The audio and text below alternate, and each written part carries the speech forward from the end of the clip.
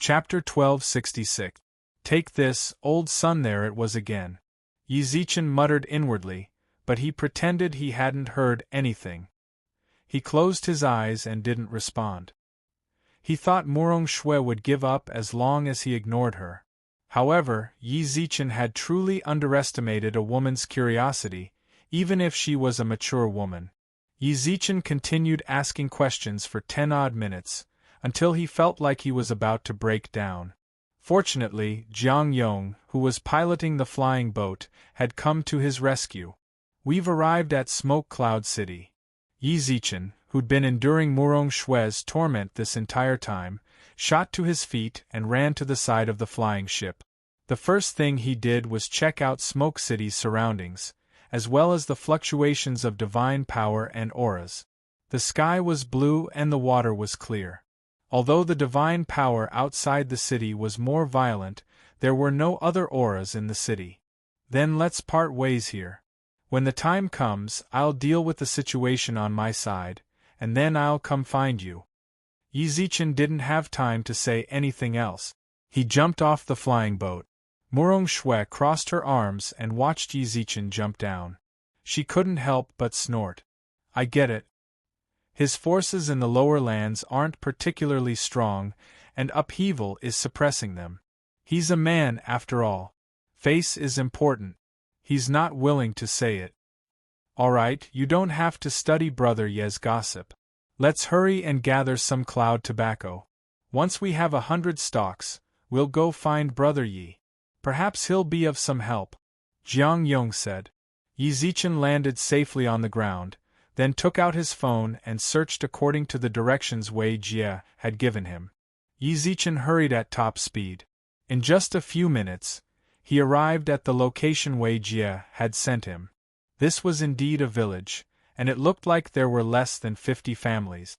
As soon as they arrived at the village entrance, the pungent smell of blood assaulted their nostrils. The gravel road of the village was littered with corpses. These dead people must have experienced great fear when they were alive. After death, their eyes were filled with unconcealable fear. As they walked into the village, it was just as Wei Jie had said. No one was spared, be it man or woman, young or old. Moreover, they had all died from a hole in the chest. I'm here. Where are you? He took out his phone and sent a message to Wei Jie. Not long after, Wei Jie replied. We're hiding in the village's cellar. Boss, have you dealt with the people outside? No, I didn't see them at all. Yizichin, who was looking at his phone, suddenly felt a chill run down his spine. He put his phone back into his pocket, while Xian Yuan's sword appeared in his hand to protect his back. Ding! A crisp sound rang out. At that moment, Yizichin saw at least 20 or so people with sinister smiles appear around the village. The man who attacked him with a dagger also retreated several meters away after his attack failed. It's you guys. Yizichin glanced at them indifferently, then cancelled the message he had already typed on his phone. Instead, he composed a new message and sent it. Don't come out. I ran into them. I'll call you when I'm done. Good luck, boss. Yizichin put his phone back into his pocket, then drew a circle in the air with Xian Yuan's sword. Countless sword shadows appeared from the circle. The sword shadows seemed to be real as they buzzed and trembled. At the same time, Yizichin hooked his finger towards the criminals. Come on. With that, the surrounding criminals attacked Yizichin at practically the same time. Judging from the power they radiated, they were all Sky Supreme experts at the very least. Yizichin didn't move. His gaze flickered back and forth, and he listened carefully to their footstep. Disperse. The illusory swords instantly dispersed, piercing through the attackers' bodies and hindering some of their movements. Yizichin hefted Xian Yuan's sword and charged forward. Every strike of his sword struck their vitals. It didn't matter if they were men or women, he didn't hold back at all. Yizichin couldn't forgive these evil people the moment they laid their hands on women and children. Cough. His sword pierced one of the attacker's chests, causing him to cough up a mouthful of blood. Yizichin was like a god of slaughter. He danced around the criminals, his sword rising and falling. Every time one of them died a miserable death. In less than an hour, less than a tenth of the attackers remained. Blood soaked the ground, making the stench of blood even stronger. However, Yi Zichen's white robes weren't stained in the slightest. His white robes were whiter than snow. Not a single drop. Clap, clap, clap. At that moment, the crisp sound of applause came from behind Yi Zichen. Yi Zichen turned around and saw a bald man with tattoos all over his face. Behind him were dozens of people bound up. Wei Jie was among those who had been tied up. Yi Zichen's eyelids fluttered inexplicably, but he composed himself and looked calmly at the bald man. "Who the hell are you?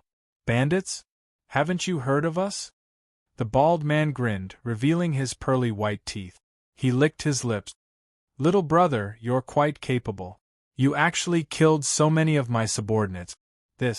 Shouldn't you compensate me?" "Compensate? All of your subordinates deserve to die, including you." Yi Zichen narrowed his eyes. Oh. The bald man feigned panic and hugged his shoulders, then kicked Wei Jie and the others to the ground. "Then how about we have a little competition? Let's see if you kill me faster or if I kill them faster." Wei Jie didn't say anything to Yi Zichen.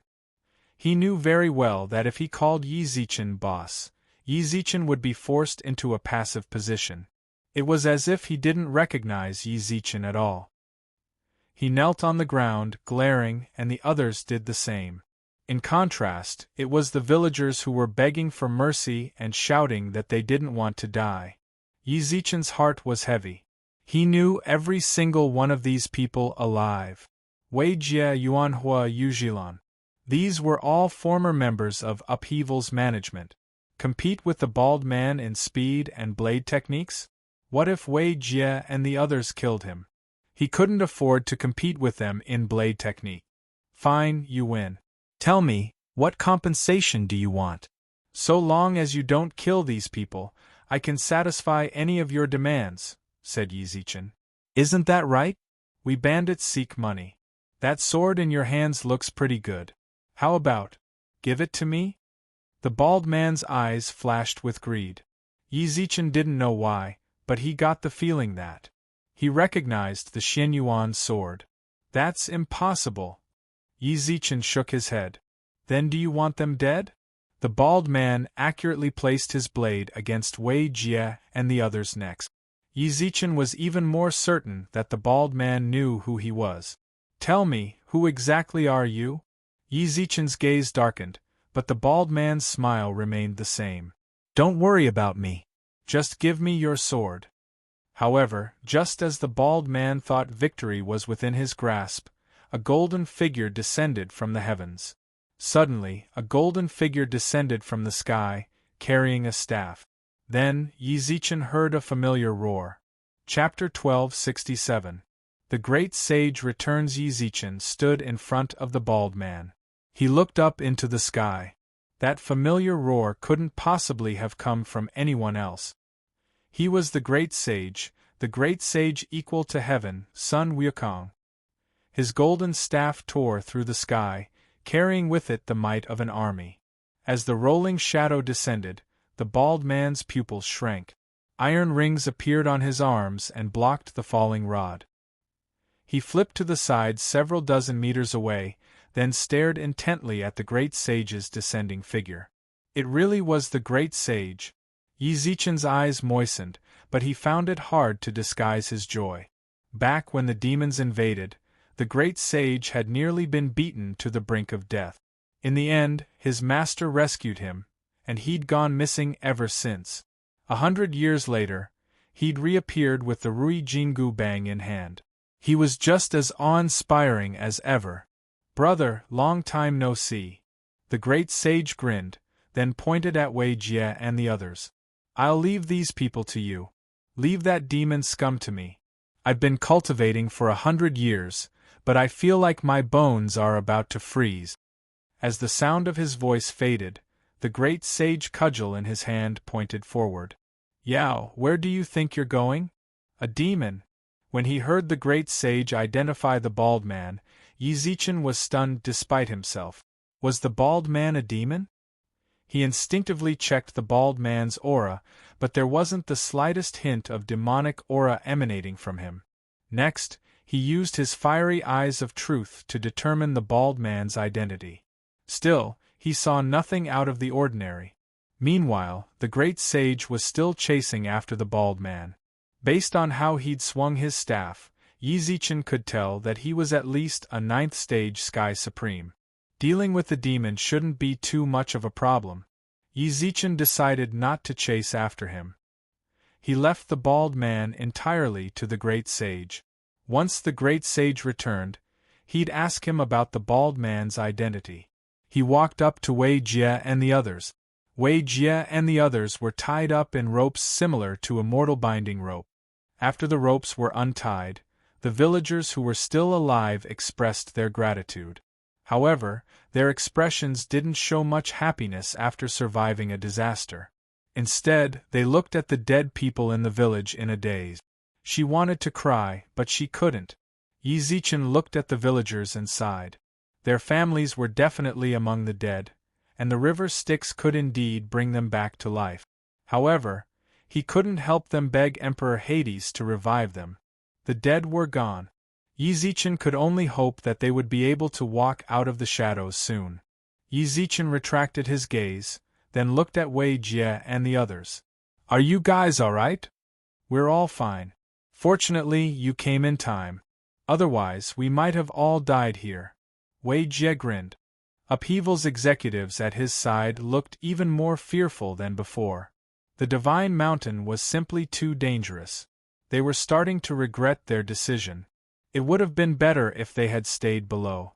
"When I left the Divine Mountains, you were all sky immortals. How come you've all undergone your divine tribulations in less than half a year?" asked Yizichin. "It's a long story." Wei Jie explained to Yizichin how they'd managed to get here so quickly. A few months ago, Upheaval had discovered a new secret realm. This new secret realm was filled with boundless opportunities, but it was also bound to be filled with countless dangers. In order to ensure their members' safety, Wei Jie had led the higher-ups of the gang to set an example and brave the mines. Unexpectedly, not only had they failed, but they'd also benefited tremendously. Their strength had increased by leaps and bounds. In less than half a month, they'd become peak immortal kings and undergone their divine tribulations. "You guys are pretty lucky." Yizichin nodded.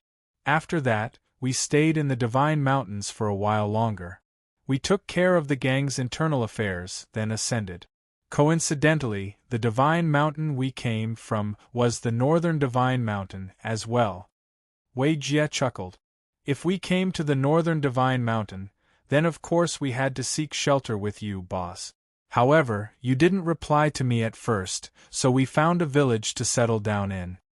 The others nodded calmly, then Wei Jie furrowed his brows. "But boss, that Yao brother just now was your friend, wasn't he? Why did he say that Baldy was a demon?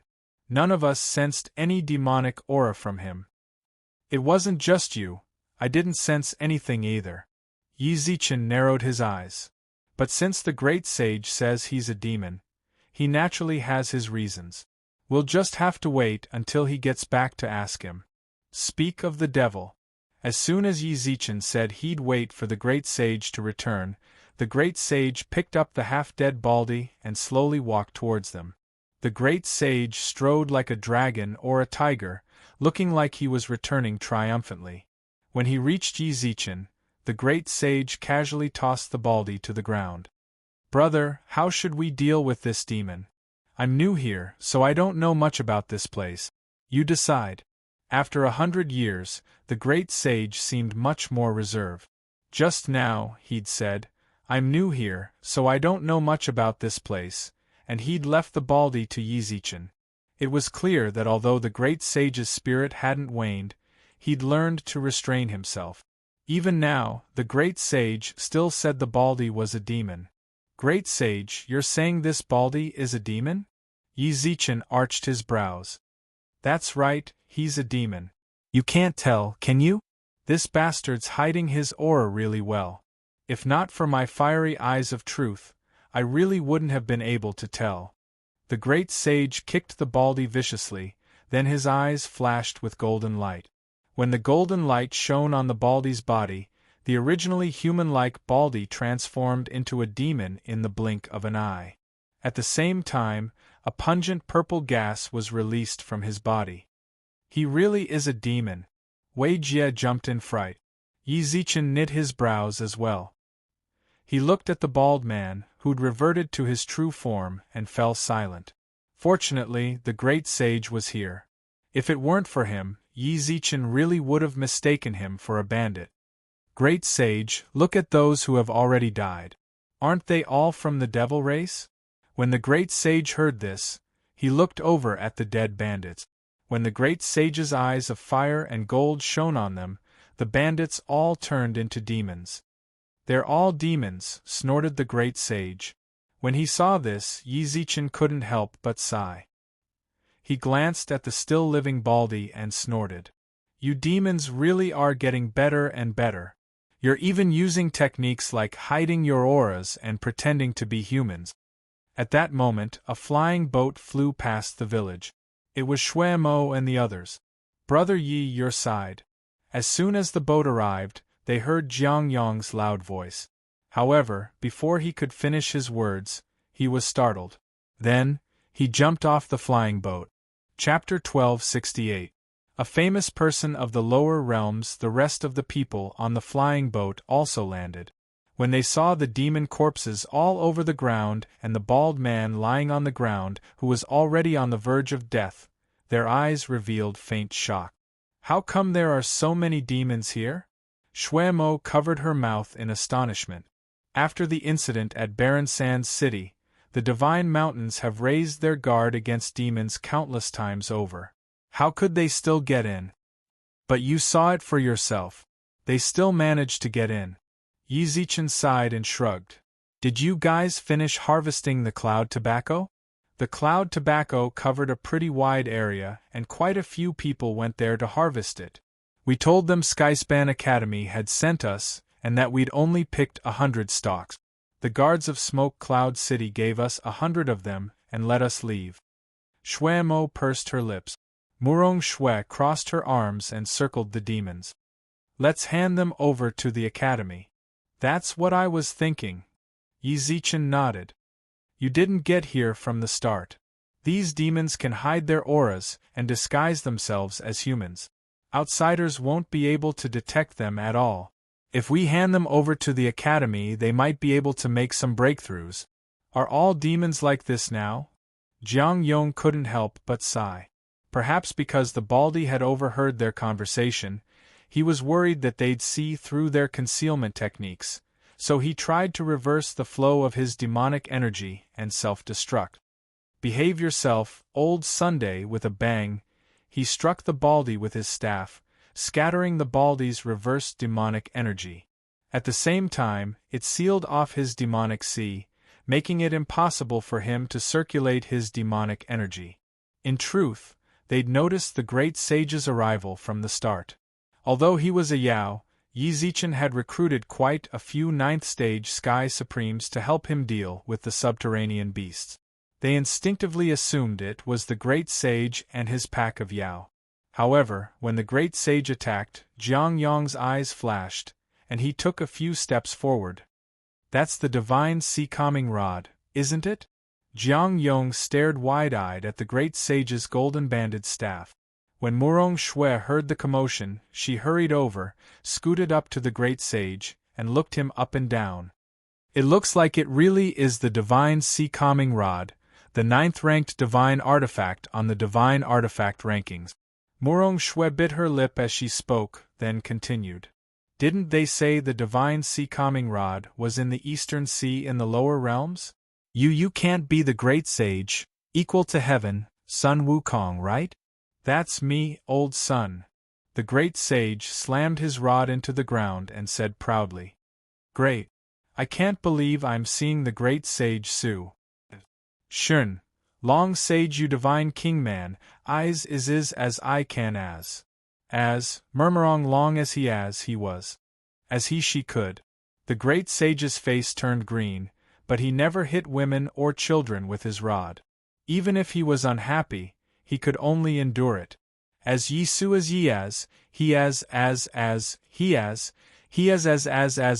as he shing long as su he. Yuri demon sage long sect sage sect, one of them is the victorious fighting Buddha, Sun Wukong.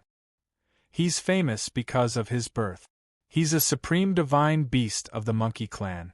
Heaven nurtured him, and the Yao view him with great importance. That's why he's famous on the divine mountains. The second is the Sioux sisters of the Nine-Tailed Fox clan. They're all descendants of the Nine-Tailed Fox clan, and their bloodlines are extremely pure. However, the main reason they're so famous on the divine mountains is because of the Yellow Emperor. The Yellow Emperor is the most famous of the divine mountains.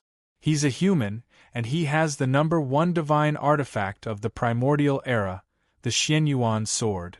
However, he's famous mainly because he disobeyed the divine mountain's decrees. In the end, the shamans and gods forced him to reincarnate. Back then, news of this spread like wildfire. Yizichen couldn't help but tense up. Wasn't the Yellow Emperor talking about him? You know so much? Could it be that you were around back then? Asked Yizichen tentatively. What are you thinking? Shuemo was speechless. I was born less than 100 years ago. How could I have been around back then? If I had been around back then, would I still be a Sky Supreme now? Of course I heard that. It's true. Shuemo glared at Yizichen, then said, I don't know where the Yellow Emperor went. He's been my idol since I was a child. He's not afraid of power, and even when the shamans and gods threatened him, he refused to compromise. Instead, he chose to reincarnate. He's so cool. Your idol is right in front of you, muttered Yizichen inwardly, but he didn't say it aloud. Bro, can you keep that woman away from me? I can't hold back any longer. I'm about to swing my staff at her. The great sage's transmission suddenly appeared in Yizichen's sea of consciousness. Only then did he see the great sage's livid expression. His furry face was already beginning to betray his impatience. His arm gripped the Rui Jingu Bang tightly, so tightly that his veins could be seen. Great sage, please calm down. Yizichen calmed the great sage's irritation, walked up to Murong Shui and Jiang Yong, and pulled them away. I can understand how you feel when you see your idol, but shouldn't we hurry back to the academy? No matter how I look at this demon, he doesn't look like he's going to die. Only now did Jiang Yong remember that he still had demons to send to the institute. He nodded. All right, then let's go back. The great sage should be coming with us, right? Of course, he's my brother. Before Yizichen even finished speaking, the great sage transmitted to him. Naturally, they didn't want to travel with Jiang Yong and the others. Yizichen gave the great sage a reassuring look, then grabbed the bald man by the collar and tossed him onto the flying boat. The corpses of the demons on the ground were also thrown onto the flying boat. Yizichen called for everyone to board, then tossed the token hanging from his waist into the villagers' hands. You can go to Smoke City and ask for help. I'll give you this medallion. If the city lord asks who sent you, tell him it was Skyspan Academy. The flying boat slowly rose into the air. Jiang Yong steered it toward the academy, while the great sage and Yizichen sat in a corner. Bro, you're really lucky with women. You've got so many beautiful girls by your side. I just used my fiery eyes of truth to take a look. They're all original. Yizichen was speechless that the great sage would use his fiery eyes of truth on him. Chapter 1269. The Return Ambush. What do you mean you can't tell? These girls are all natural? The great sage half squatted and rested one arm on his knee like a rascal. His fiery eyes shone brightly as he scratched his head with his left hand. That's impossible. You've learned 30% of my fiery eyes of truth. If you can't tell, you're an embarrassment to my fiery eyes of truth.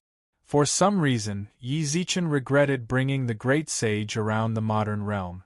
He developed this habit back then. Back then, the two of them didn't do much other than crouch on the streets and watch the girls pass by. I'm not talking about them. I'm talking about the demons. Yi Zichen sighed, then turned to the great sage. I used my fiery eyes of truth to identify them, but I couldn't see their true forms at all. Perhaps it's because your fiery eyes of truth haven't reached perfection yet. As he spoke, the great sage pulled out a secret manual from somewhere and placed it in Yi Zichen's hands. We're brothers and sisters. Here's the rest of the Fiery Eyes of Truth manual. The Fiery Eyes of Truth were definitely the great sage's specialty, but the fact that he'd handed over the entire manual to Yi Zichen without the slightest hesitation showed just how deep their friendship was. Yi Zichen patted the great sage's shoulder, and the great sage grinned. At that moment, Murong Shui and the others arrived. Monkey! Murong Shui ran over, giggling. When he saw her, the great sage seemed somewhat afraid.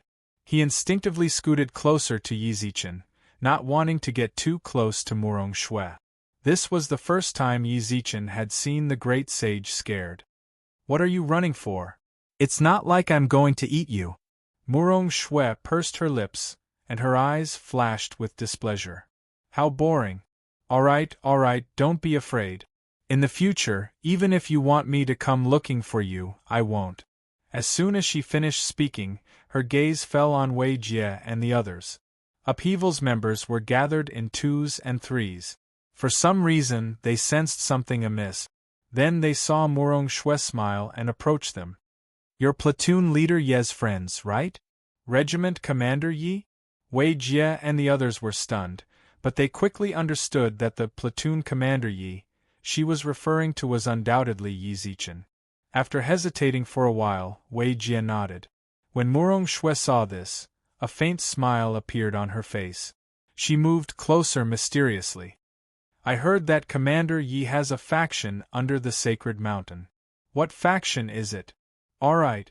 It had been so long, but Murong Shui's gossipy soul had yet to be extinguished.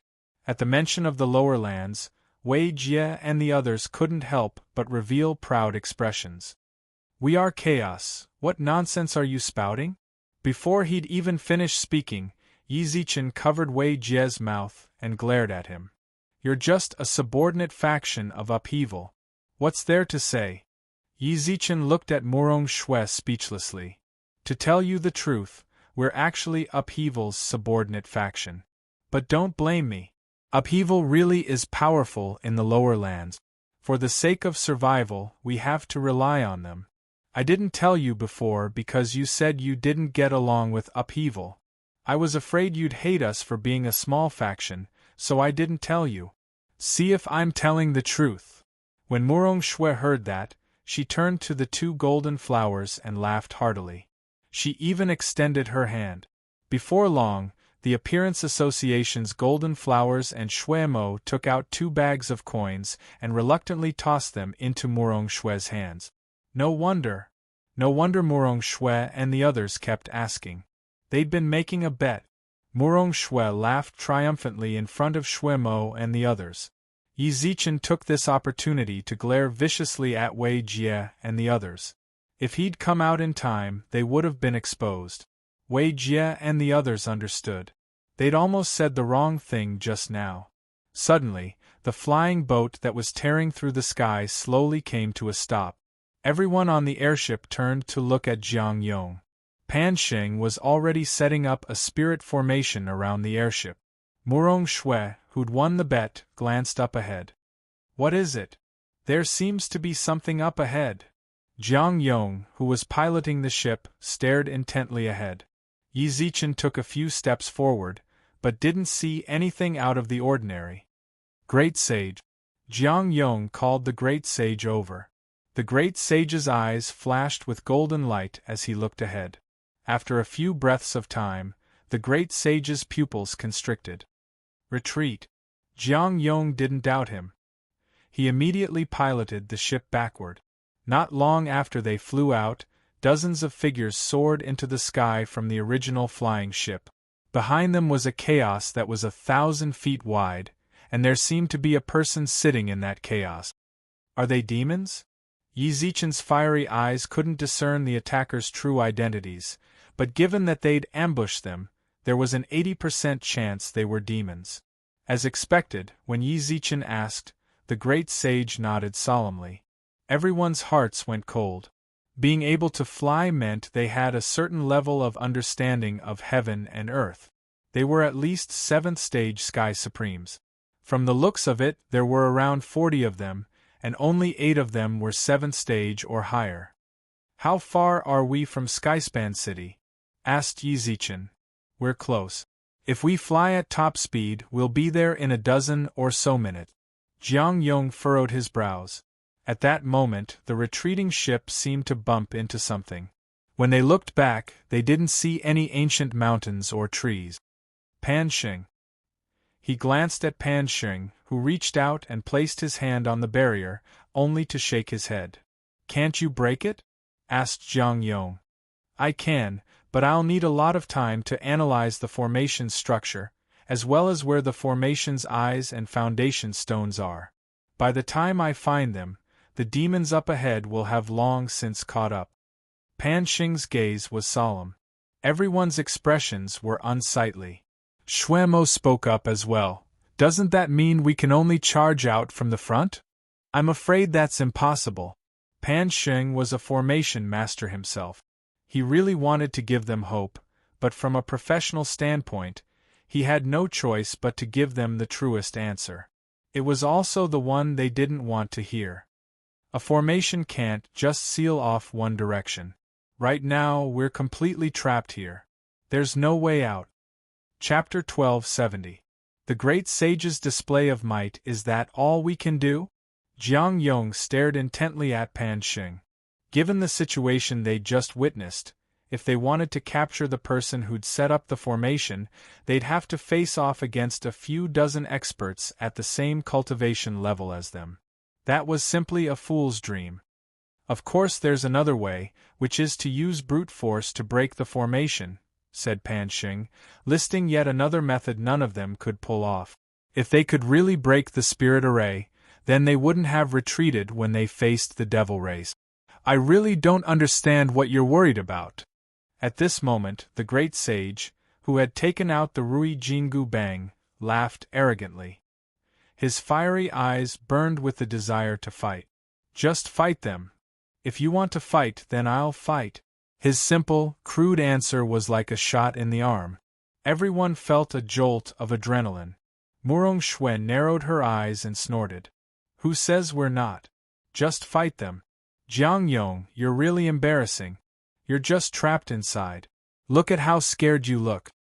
Who's scared? Who's scared? Jiang Yong was so angry he hefted his axe. They're just a few demon scum. Watch as I chop off their heads with my axe. The great sage's battle intent seemed to ignite. The others, who'd just been scowling miserably, looked at him with sharp, piercing gazes. Yi Zichen couldn't help but chuckle. They needed an existence like the great sage right now. Otherwise, before they even started fighting, their morale had already dropped by 30%. If they really started fighting, the result would be obvious. Damn it, a bunch of demon brats. Let's go back and F***ck them up. The irascible Jiang Yong steered the flying boat forward. When it returned to its original position, the demons hadn't moved at all. It was as if they were waiting for Yi Zichen and the others to return. You're back? And here I thought you'd be too scared to come back. Amused laughter could be heard from the chaotic void up ahead. Jiang Yong relinquished control of the airship and walked up to it with his axe in hand, snorting coldly. Who the hell are you? Jiang Yong knit his brows and looked ahead. The chaotic figure laughed coldly. You don't need to know. Before he finished speaking, everyone saw a shadow pressing down on them. Everyone on the flying ship immediately drew their weapons, and the great sage, wielding the Rui Jingu Bang, took the lead. Eat my staff. The rod smashed heavily against the illusory figure, but when the rod landed, the illusory figure was directly split into two. It didn't take long for them to completely merge together, and they continued to approach the flying boat. "Get out of the way!" On the flying vessel, Murong Shui roared. As she moved, a wave of fire swept across the sky. The golden flowers of the Appearance Association stood on either side of her, fanning the flames. The flames burned the entire sky into a fiery red. When the illusory figure saw the waves of fire, it paused for a moment. The moment the phantom stopped, the devils in front also rushed over as if they had received some kind of order. "You still dare to come?" Jiang Yong rubbed his chin, then gripped his battle-axe with both hands and charged straight at them. The great sage chuckled, and the Rui Jingu bang in his hand grew dozens of times larger. Countless illusory staffs filled the sky, slamming into the demons like a wave. To their surprise, however, the demons didn't fight back at all. Even when Jiang Yong's battle-axe and the great sage's staff slammed into them, they didn't resist at all. Instead, they charged straight for the flying boat. Yi Zichen, who was still on the flying boat, couldn't help but knit his brows. Then he glanced at the demons behind him. Their targets are the demons. As expected, both the illusory figure in the sky and the demons up ahead ran madly for the flying boat. Their goal was to take the demons on board back with them. "Take them all back!" roared the illusory figure in the sky. When Yi Zichen suggested that the demons wanted to take the demons off the flying boat, Pan Xing had already set up seals around them. However, those demons had sacrificed their lives in exchange for the absolute speed of the flying boat. As a result, before he could even set up his seals, the demons had already boarded the boat. Dozens of 7th stage Sky Supremes and above boarded the boat. Even if Yi Zichen and the others resisted with all their might, they were still outnumbered. In the blink of an eye, the demons had already captured several prisoners. They absolutely couldn't let them take them back. Their aura concealment techniques and their ability to transform into humans were all dependent on the Divine Mountain's ability to find a countermeasure. Yi Zichen was just about to open the Yao Ceiling Pagoda and collect the remaining demons, but at that moment, "Don't even think of leaving, you monsters!" The great sage holding the golden cudgel turned into a golden light, and the cudgel in his hand slammed on the head of the devil. In an instant, the head of the demon who'd tried to take the captives exploded. He fell to the ground dead. The great sage's Rui golden hoop slammed relentlessly into the demons. When the staff fell, they died. His subordinates' tragic deaths infuriated the illusory figure in the sky. He realized that if they wanted to take the captives away, their only option was to kill the great sage and Yi Zichen. "Kill him!" With a shrill cry, the demons gave up on the captives and charged at the great sage. Just in time. The great sage grinned, then tossed the Rui Jingu bang high into the sky. Instantly, it split into countless staff. At the same time, the great sage transformed into countless shadows that grabbed the staffs in the sky and swung them at the demons. Boom! Boom! Boom!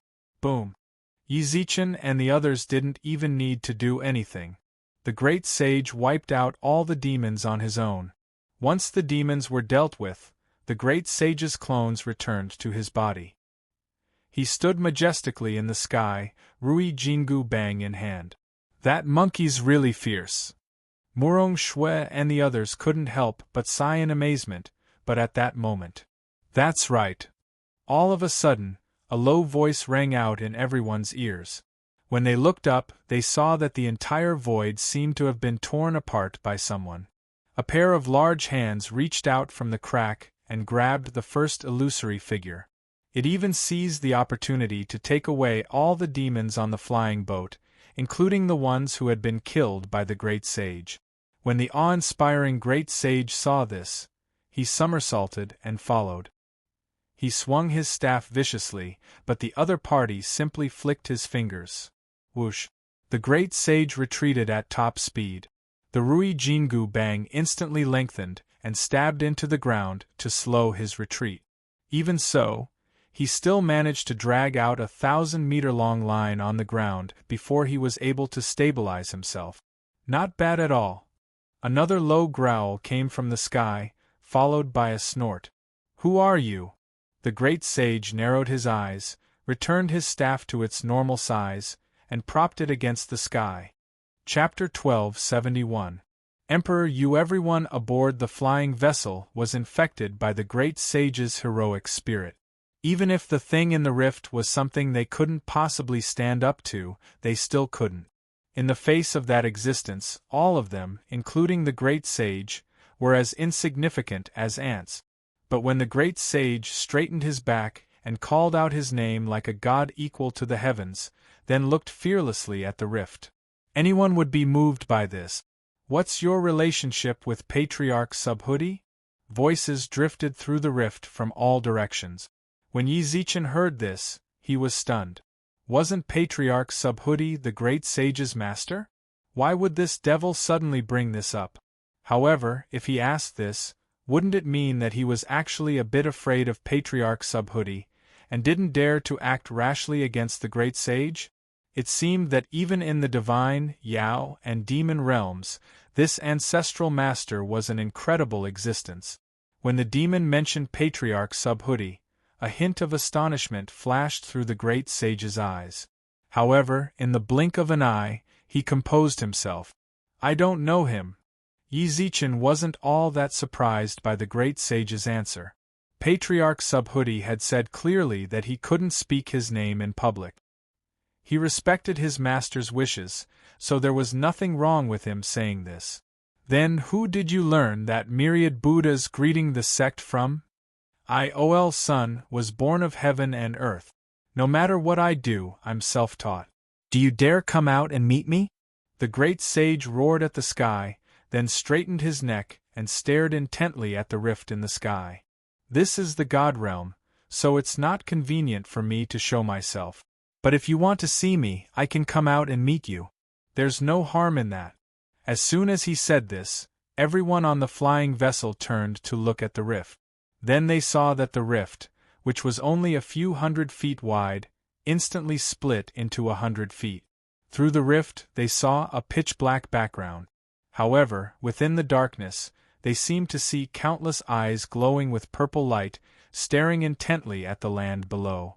A graceful, purple-robed, middle-aged man stepped out of the rift. He wasn't as ugly as demons. In fact, he was quite handsome. Her pupils were pure black with a tinge of purple. Above her long eyelashes were thick ink-like eyebrows that almost crossed each other. His jet-black hair almost reached his waist. His arms were white, and his fingers were long and slender. He even held a black crystal ball in his hand. However, the moment he appeared, an overwhelming amount of demonic chi corroded the surroundings. In the blink of an eye, the area within 1,000 feet of him was filled with a dense purple aura. Who dares to cause trouble in my heavenly reaching realm? Almost at the same time as this almighty devil appeared, a long cry that shook the 9 heavens resounded in the distant sky-piercing city. With a flash of light, a middle-aged man clad in golden armor appeared before them. This person's eyes were like a tiger's, and he had the air of a great general. His whole body exuded an upright and plain-spoken aura, which was completely different from the feeling that the devil race almighty gave off. When the two of them stood together, it was like a meeting between good and evil. When the golden-armored man appeared, the devilish expert sighed. I knew it wouldn't be convenient for me to come out here. Emperor Yu, you dare to enter my heavenly connection realm so brazenly? What? Can the demons no longer bear the loneliness? Muttered the golden-armored man. Don't misunderstand. I've never thought about entering Skyspan City, where you, Wei Di, are stationed. Even if I really wanted to enter your divine mountains, I'd have to pick a pushover first, wouldn't I? The middle-aged man smiled calmly, his smile filled with kindness. I'm only here because some disappointing brats in my clan needed my help to clean up the mess. Since you've come out, I won't disturb you any longer. I don't want you to suspect my intentions. He smiled faintly at the golden-armored middle-aged man in the sky, then retreated back into the rift. However, before he left, he unintentionally glanced at the great sage. The rift closed, and the demonic chi that filled the sky dissipated like smoke. The middle-aged man still stood in the sky, staring intently at the rift. He couldn't help but sigh softly. His vigilance was too low. Emperor Yu had undoubtedly appeared in Skyspan City for some time, but he'd only just discovered him. Right now, the relationship between the upper three realms was extremely tense. He absolutely couldn't afford to reveal anything during this time. "You're students of Skyspan Academy, right? Hurry up and go back," Wei Di called out to Yi Zichen, then spread out his divine awareness and dashed off into the distance. This rift had to have been set up in advance. Otherwise, there was no way he wouldn't have sensed it. There had to be more than one rift like this. He had to take advantage of this time to destroy them all. Otherwise, once the two realms truly started fighting, the rift would be a gateway for the demon army to march straight through. "Let's go back too." Yi Zichen watched the golden-armored man leave, then turned to the others on the flying ship. The two experts' confrontation left everyone on the flying ship unable to calm down. Even Morong Shui put away her gossipy enthusiasm and stood at the edge of the ship, whispering to the Appearance Association's golden flower. Pan Xing seemed to be in deep shock as well. He sat cross-legged beside Jiang Yong, who was piloting the ship. Shui Mo's expression was unsightly, but at that moment, the great sage leaned over. "Do you know who that golden-armored man and that person in front of the rift were?" His question was obviously directed at Yi Zichen and Shui Mo. There was no need to mention Yi Zichen. He'd only just arrived. He was like a blank sheet of paper. Shui Mo took a deep breath and said, "Wei Di, Skyspan City's General of Defense. Wei Di, Skysplit City's General, and also the #1 person in Skysplit City. As for that demon expert, Emperor Yu." Shui Mo let out another sigh, her expression grave. "If I remember correctly, Emperor Yu should be the 9th of the Demon Emperor's 12 Demon Emperors, Emperor Yu. Any one of the Demon Emperor's emperors could rival the 9 Divine Mountain Emperors. Just now, I broke out in a cold sweat because I was worried he'd fight Wei Di. If the two of them fought, Wei Di might not be his match." "That's right." The great sage scratched his head. "Fortunately, I didn't fight him." "That's right, it's a good thing you didn't. Otherwise, Yi Zichen would be on his way to the river Styx to fish you out." Shui Mo wanted to crack a joke, but her heavy heart made her joke strangely serious. Morong Shui and the others walked over. It seemed they knew Emperor Yu's identity, and their expressions were unsightly. "The demons can enter and leave the divine mountains as they please." Everyone nodded. Shui Mo couldn't help but grit her teeth. "More importantly, the demons took all of our captives back. If we don't figure out how they hide their auras and bodies, we'll be in an even more passive position." Chapter 1272. Upheaval Management Group, go ahead and hand these demons over to the Academy. Yi Zichen led the demons to Shui Mo and the others. The great sage, Wei Jie, and the others stood behind him. "Aren't you coming with us?" As soon as he said that, Shui Mo glanced at the people behind him, and couldn't help but laugh. "All right, then go ahead. Leave these to us, but don't come back too late." "I know." After watching Shui Mo and the others leave with the demons, the great sage immediately winked at Yi Zichen. "You're still trying to say it's fine? She told you not to come back too late." Wei Jie and the others inwardly gave Yi Zichen a thumbs up.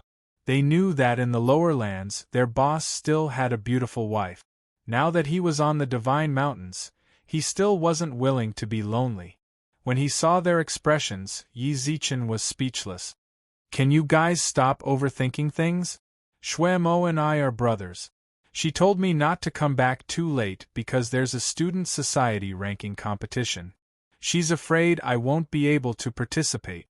The great sage and the others still didn't believe him, but Yi Zichen couldn't be bothered to explain.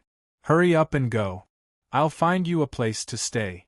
Yi Zichen had been in Skyspan City for so long, but he'd only been to the city a few times. While looking for a place to stay for the great sage and the others, Yi Zichen took a stroll around the city. To tell the truth, it was an eye-opener. In this city, apart from some of the city's specialties, there was almost nothing that one couldn't buy even if they wanted to. Yi Zichen even saw quite a few Yao servants on the way. Furthermore, some of them were Sky Supremes and above. There were also quite a few street vendors selling strange trinkets. Yi Zichen couldn't resist his curiosity and bought quite a few. After a few twists and turns, Yi Zichen chose a medium-sized inn for the great sage and the others. There were 3 rooms, one for the great sage. The great sage had requested this of his own accord, saying he was afraid of strangers. Wei Jie and Yu Jilan shared a room. They were husband and wife, so they needed a little nightlife. Sharing a room with others wasn't particularly convenient. As for the others, they shared a room. That way they could take care of each other. After checking out his own room, Yi Zichen called them to the 3rd room. "Thank you, boss." As soon as they entered, Upheaval's higher-ups cupped their hands and thanked Yi Zichen. Yi Zichen gestured for them to sit down, then took out his phone. "Who hasn't added me yet? Hurry up and do it now. Don't rely on Wei Jie to find me. You guys can't always be together." Everyone took out their phones to add Yi Zichen as a friend. At this moment, the great sage came over. "Isn't this?" exclaimed the great sage, wide-eyed. When he saw his astonished expression, Yi Zichen couldn't help but chuckle. "Exactly! Can it be used in the God realm?" As he spoke, the great sage pulled out a phone from somewhere and turned it on with practiced ease.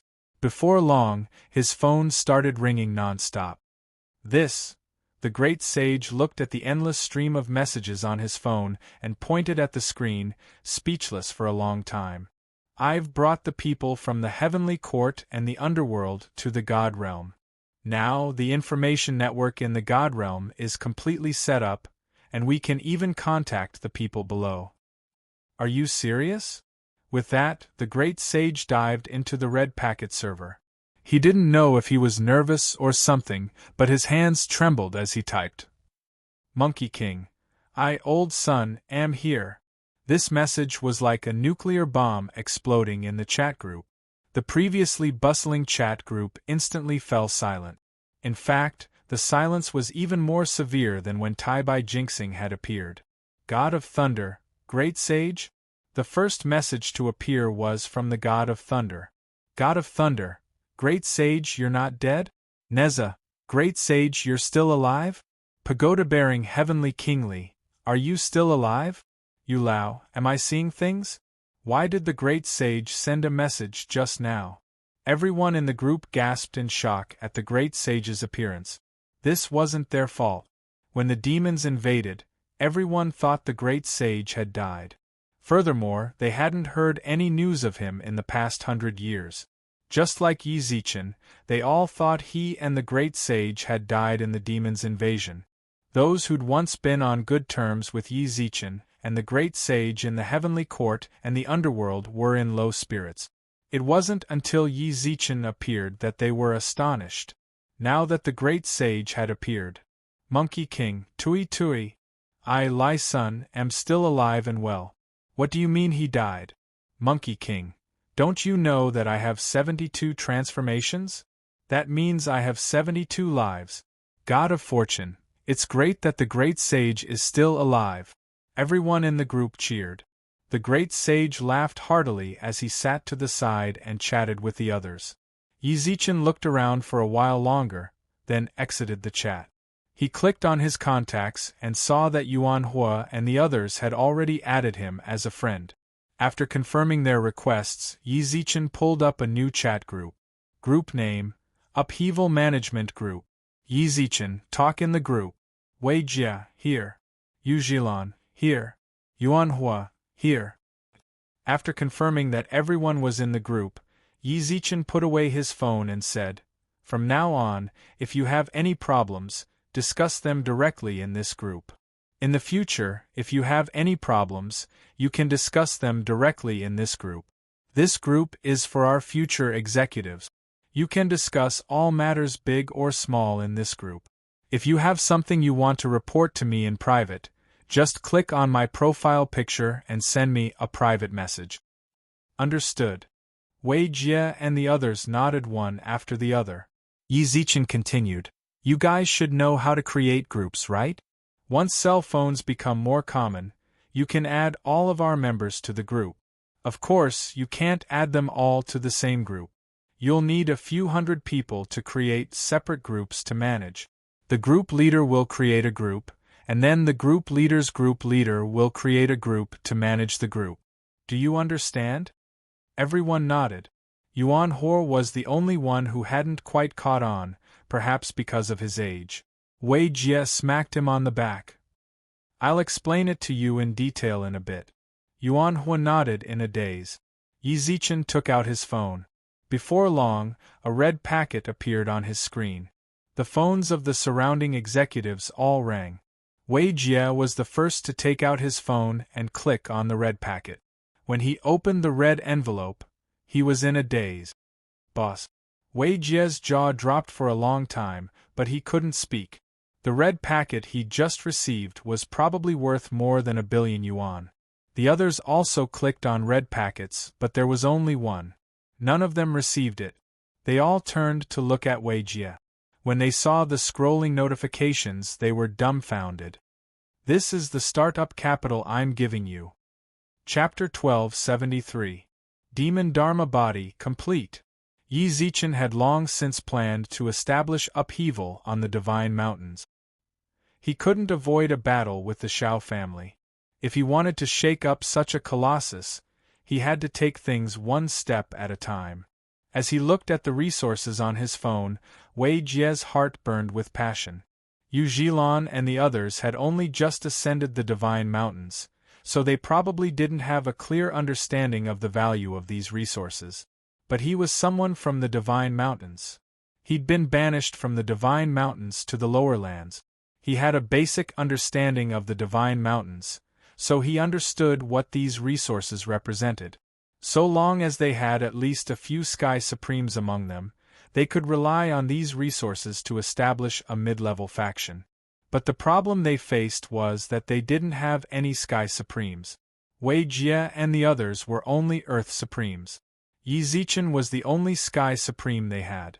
However, judging from his words and actions, he most likely wouldn't interfere with the establishment of the gang. That meant they had no one capable of threatening him. With just a handful of Earth Supremes and so many resources, let alone establishing upheaval, they couldn't even begin. Just holding it like that made him shudder with fear. These were resources worth more than 1 billion Shinbi. Even diviners would covet them. Boss, Wei Jie is grateful for your trust and affirmation. But I have to say, with just the few of us, we won't be able to establish ourselves on the Divine Mountains. Furthermore, these resources are a sin in our hands, so I'd better return them to you. Wei Jie was about to send them back when Yi Zichen stopped him. I'll naturally provide you with experts. As soon as he finished speaking, 2 8th-stage Sky Supreme Demon Race experts appeared in the room. Your Excellency. The 2 Yao bowed in greeting. From now on, you're no longer under the Yao Sealing Pagoda's jurisdiction. Follow Wei Jie and work for him, said Yi Zichen. Yes, Your Excellency. That was one of the good things about the Yao of the Yao Sealing Pagoda. They obeyed him without question. No matter what you told them to do, even if you told them to die right now, they wouldn't hesitate. At the same time, Yi Zichen turned to Wei Jie. The premise of these 2 people is that they will follow you around. The gang doesn't need to be established in a day.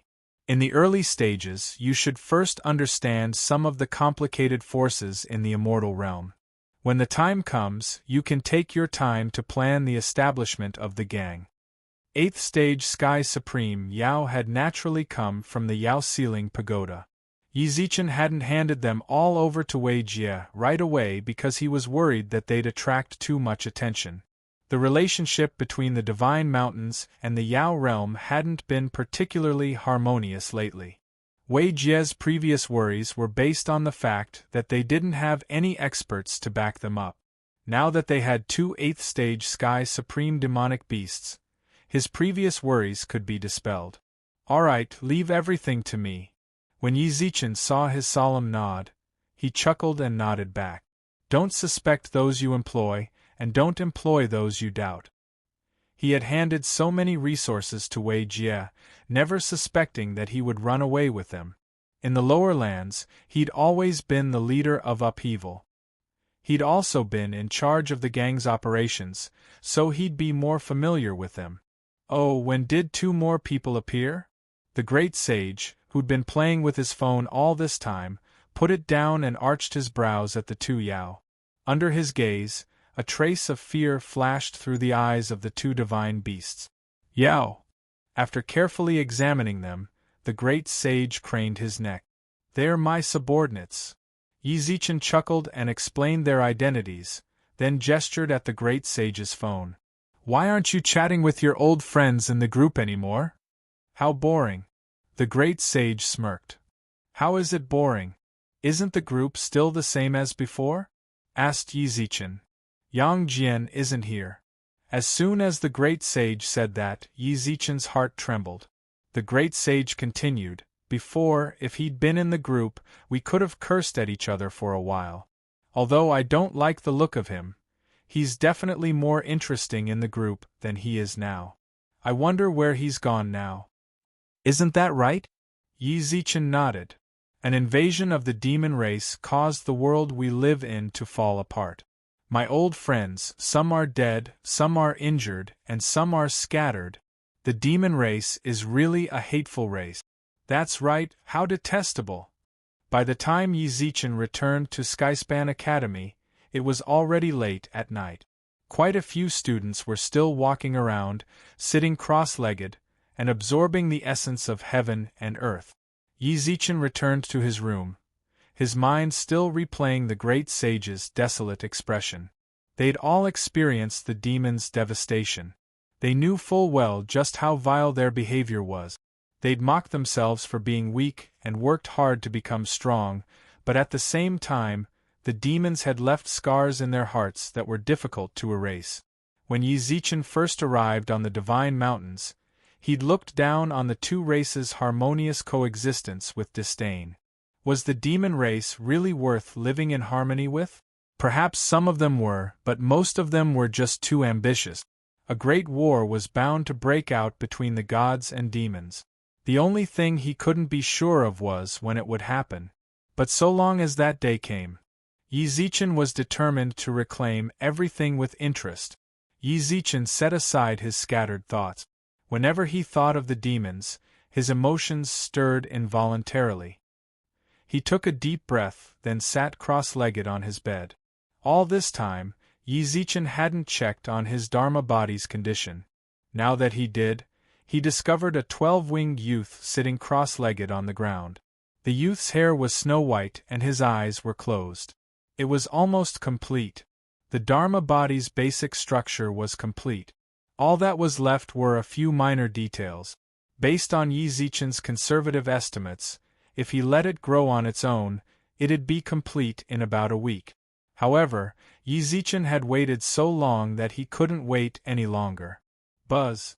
Yi Zichen summoned the Godhead in his sea of consciousness. He didn't even need to deliberately absorb it. As soon as it appeared, the surrounding divine power gathered around him. As he did so, a vortex appeared above Yi Zichen's head, absorbing divine power. It madly swallowed up all the surrounding divine power.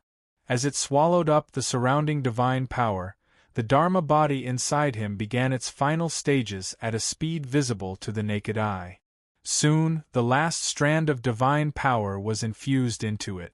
Chapter 1274. A Dharma body technique. Once the Devil Dharma body technique took shape, Yi Zichen's strength skyrocketed. He'd just reached the 7th stage Sky Supreme level, but he quickly reached the peak of the 7th stage. 8th stage, peak 8th stage, 9th stage, peak 9th stage. As he sat on his bed, he looked like he was leveling up in a game. His body radiated golden light, illuminating the entire room and the night sky. His cultivation continued climbing, until he reached the diviner level barrier and didn't stop. The divine power in his body blew the horn at the wall 3 times, but none of the 3 attacks managed to pierce through the wall. The first spurt of energy was followed by the second and the third. His divine power seemed to be the same. After 3 fruitless attempts, he gave up on breaking through to the diviner level and settled down. Yi Zichen's tightly shut eyes snapped open. There was a hint of disappointment in them. He'd wanted to rely on his momentum to break through to the diviner level, but although he hadn't broken through, he'd at least reached the half-step diviner level. I wonder how strong this devil Dharma body technique is? Yi Zichen licked his lips, then his eyes flashed. He pushed open the door and dashed out. Night fell. A lithe figure shuttled through Heaven Connect City. Not long after, the figure came to the outside of the city.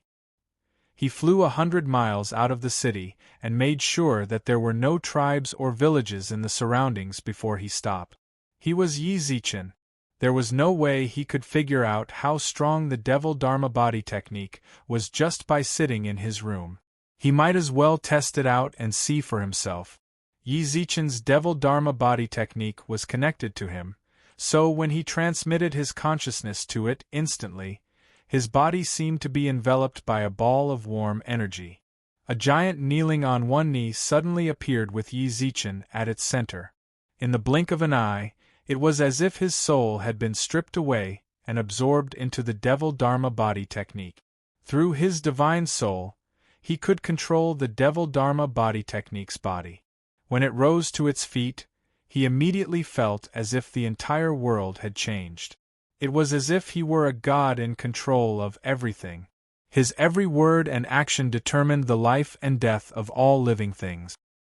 He flapped the wings on his back, and the strong wind created by the wings blew the surrounding rocks into pieces. When he truly soared into the sky and looked down at the world below, the world in front of him was so small. Those mountains that he had to raise his head to see, those towering ancient trees that he couldn't see the end of, were all under his feet at this moment. Under my feet? Yi Zichen, who was controlling his Devil Dharma body, froze, then took a few steps forward. With every step he took, the surrounding earth trembled. When he arrived before the ancient tree, what's happening? This towering ancient tree didn't even reach his waist. This ancient tree was thousands of zhang tall. How tall would this Devil Dharma body be? Wasn't an ordinary sovereign celestial body only 100 feet tall? Jiang Yang's martial sovereign and Murong Shui's fire lady both had Dharma bodies that were 300 meters tall? But in his Dharma body, the ancient tree that was thousands of feet tall only reached his waist? He controlled the Devil Dharma body and waved it forward, uprooting the ancient tree. His palm slammed toward the mountain in the distance, and the entire mountain collapsed, leaving behind a huge palm print. This power. Yi Zichen couldn't help but be shocked. Although his strength was explosive, Yi Zichen was a bit embarrassed by his height. If he used his Dharma body, he'd definitely stand out like a crane in a flock of chickens. Can it be a little smaller? As soon as he thought this, the Devil Dharma body really did shrink in a human-like fashion. A little smaller. A little smaller. Just like the Rui Jingu Bang, Yi Zichen controlled the Devil Dharma body to shrink to about 100 feet tall. Yi Zichen controlled the Dharma body to attack his surroundings. His strength was still incomparably vast, but it was much smaller than before. In the future, I'll just keep it at this size. Yi Zichen couldn't help but sigh. He'd weakened quite a bit, but at least he wouldn't stand out so much. Although he hadn't seen many Devil Dharma bodies, he was confident that his Devil Dharma body wouldn't lose to any other Dharma body. Furthermore, his Devil Dharma body could return to its original size. This could be considered one of his trump cards.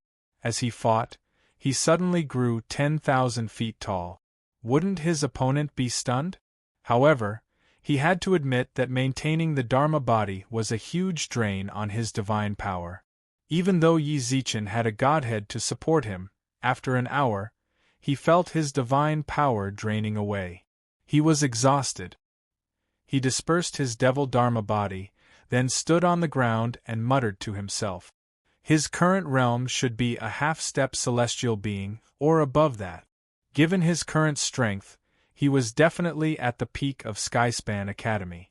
Perhaps only the Grizzly Bear Society's platoon leader and that mysterious, top-ranked expert on the combat strength leaderboards could stand up to him. Even if Jiang Yong and Morong Shui came, they might not necessarily be able to defeat him. This wasn't Yi Zichen being arrogant. Jiang Yong was a 9th stage Sky Supreme, infinitely close to the half-step diviner level. Although Morong Shui was the strongest female student in the academy, she couldn't even compare to Jiang Yong in terms of cultivation. In terms of pure cultivation, the two of them had already lost. If you factored in the others, not even the Grizzly Bear Society's platoon leader or the top-ranked expert on the combat strength leaderboards would be enough. This devil dharma body was something he'd expended countless resources and divine power to nurture. Even if he shrunk it down to 100 feet, he had absolute confidence in it. Even if he faced off against those two, he wouldn't be at a disadvantage. Besides, his true strength lay in his divine artifacts. The Xianyuan sword and the Yao Ceiling pagoda. Any one of them was enough to make the upper 3 realms go crazy. Of course, Yi Zichen couldn't deny that those two had their own fortuitous encounters, but could their fortuitous encounters surpass the number 1 divine artifact of the primordial era, the Xianyuan sword? Then there was the Yao Ceiling pagoda. He had countless loyal Yao at his disposal. Even if the Grizzly Bear Society's Pang Wan had a faction backing him, would his subordinates die for him without the slightest hesitation? These were all Yi Zichen's hidden advantages. However, it wasn't yet time for him to reveal them to the world. If he fought them, he could only use ordinary divine artifacts. In any case, the completion of the Devil Dharma body had helped Yi Zichen's cultivation advance by leaps and bounds. Although it was a pity he hadn't directly become a diviner, being a half-step diviner was enough for him to show off in the Student Society ranking competition. He could not wait to participate in the competition and compete with the elusive Jiang Wei, who was ranked number 1 on the combat power ranking. There was also Pang Wan. Chapter 1275. He's in trouble. By the time Yi Zichen returned to Anti-Upheaval's residence, it was already close to dawn. Shui Mo had told him that the Student Society ranking competition would be held in the afternoon. Once the groups were confirmed, they'd proceed to the ranking competition. It was fair to say that the ranking competition was imminent.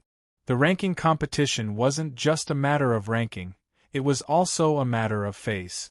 Although Anti-Upheaval was in dire straits, it was still the leader of the 5 great student societies.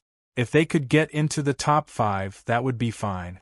If they dropped out of the top 5, things would look bad for them. As a result, Yi Zichen's Devil Dharma body took shape. Compared to the other student societies, his sudden increase in cultivation was like giving coal to Anti-Upheaval in a snowstorm. It wasn't just for the sake of the student society's face, it was also for his own. Yi Zichen sat in his room for the entire night, condensing his divine power so that he could be in peak condition, ready to face the upcoming fierce competition. Ha! Yi Zichen exhaled a mouthful of turbid air, then opened his eyes. He stretched, then headed to Shui Mo's residence. The ranking competition would be held in the afternoon. Yi Zichen still didn't know who was participating, so he wanted to take advantage of this opportunity to get to know them. However, when he went to Shui Mo's residence, he didn't see her anywhere. He looked around the club but didn't see anyone. Instead, he saw the members of the club huddled together not far away. They were all talking at once, and he didn't know what they were talking about. "What are you all doing here?" Yi Zichen walked up to them and asked. They hurriedly smiled and greeted him. "Platoon Leader Yi. You're all pretty free today, aren't you? Why are you huddled together and arguing? You're all red in the face." Yi Zichen looked them up and down, then saw that some of their faces were red, and their necks were bulging. he couldn't help but tease them. "Platoon leader Yi, you don't know yet, do you?" As soon as he finished speaking, a few of the club members around him said mysteriously, "Something happened in Skyspan City." Something happened in Skyspan City? The safest city on the northern Divine Mountain was Skyspan City. The Skyspan Trading Company was stationed there, and they had a close relationship with the Sea of Innocence. Yi Zichen's brows instantly darkened. Skyspan City is backed by the Sea of Innocence. Who would dare provoke them? I know, right? The club member slapped his thigh and said, "But something did happen in our Skyspan City. It even alarmed the City Lord's mansion's Qin Weebing." "What's going on?" Yi Zichen asked solemnly. "According to reliable sources, 100 miles north of Heaven Connect City seems to have suffered a violent attack. Almost everything within a radius of 10 miles has been destroyed, and the entire mountain range has been cut in half. The City Lord's mansion and our academy have already sent people to investigate." "I'm in trouble." This was a little familiar. The place they were talking about was most likely the place Yi Zichen went to last night. However, it wasn't as crazy as the club member made it out to be. At that time, he had only done a simple test. Although he couldn't help but throw a few punches afterward, when he thought about it carefully, well, maybe that kind of situation could really be counted as ruins. Yi Zichen felt rather helpless. He just wanted to test out his Devil Dharma body's might, but he'd alarmed the City Lord's mansion. "Just now we were trying to figure out who the invaders were. Didn't you and platoon leader Shui run into demons recently? I told them it was probably the demons, but they refused to believe me. Platoon leader Yi, who do you think caused the destruction?" The club members looked over at him. Yi Zichen couldn't help but smile bitterly. "How can I say for sure? I've never investigated the scene." "Alright, you guys, stop talking about this. Regardless of whether or not it was a demon invasion, raising your cultivation is the most important thing. Otherwise, if the demons really did invade, do you think you can fight them with just the few of you? Don't just stand there. Hurry up and cultivate. We're on our way." The club members chuckled, but before they left, they said worriedly, "Platoon leader Yi, do you think we'll be able to hold our own in the ranking competition?" "Of course we can. You have to have faith in us." Yi Zichen chuckled. It seems platoon leader Yi is confident. The club members' eyes lit up. What's with all the nonsense? Hurry up and cultivate. All right. The club members chuckled and ran off. Although they couldn't participate in the ranking competition these past few days, they'd been preoccupied with it. They were all members of anti-upheaval, and it could be said that they were bound together for good or ill. Now that Yi Zichen said that, they could finally put down their worries. Judging from the direction they ran off in, they were most likely going to tell the other club members about it. Yi Zichen didn't stop them. Over the past few days, quite a few of the club members had been worried about the ranking competition. Giving them some hope wasn't a bad idea. It was just that his demonic Dharma body experiment had alarmed the City Lord's manor. Yi Zichen didn't know whether to laugh or cry. Should I tell the City Lord that I did it? Yi Zichen stood in place, hesitating despite himself. After a moment's thought, he dismissed the idea. If he took the initiative to say it, the City Lord's manor would inevitably question him. That would be even more troublesome. At that moment, he received a message from the transmission slip in his spatial ring. The only people who could contact him through a transmission slip naturally weren't the members of the group. He took out the slip, probed it with his divine sense, and heard Shui Mo's transmission through divine sense. "Someone from the society said you were looking for me. I'm in the main hall. Come on over." When Yi Zichen arrived at the main hall, quite a few people were already standing there.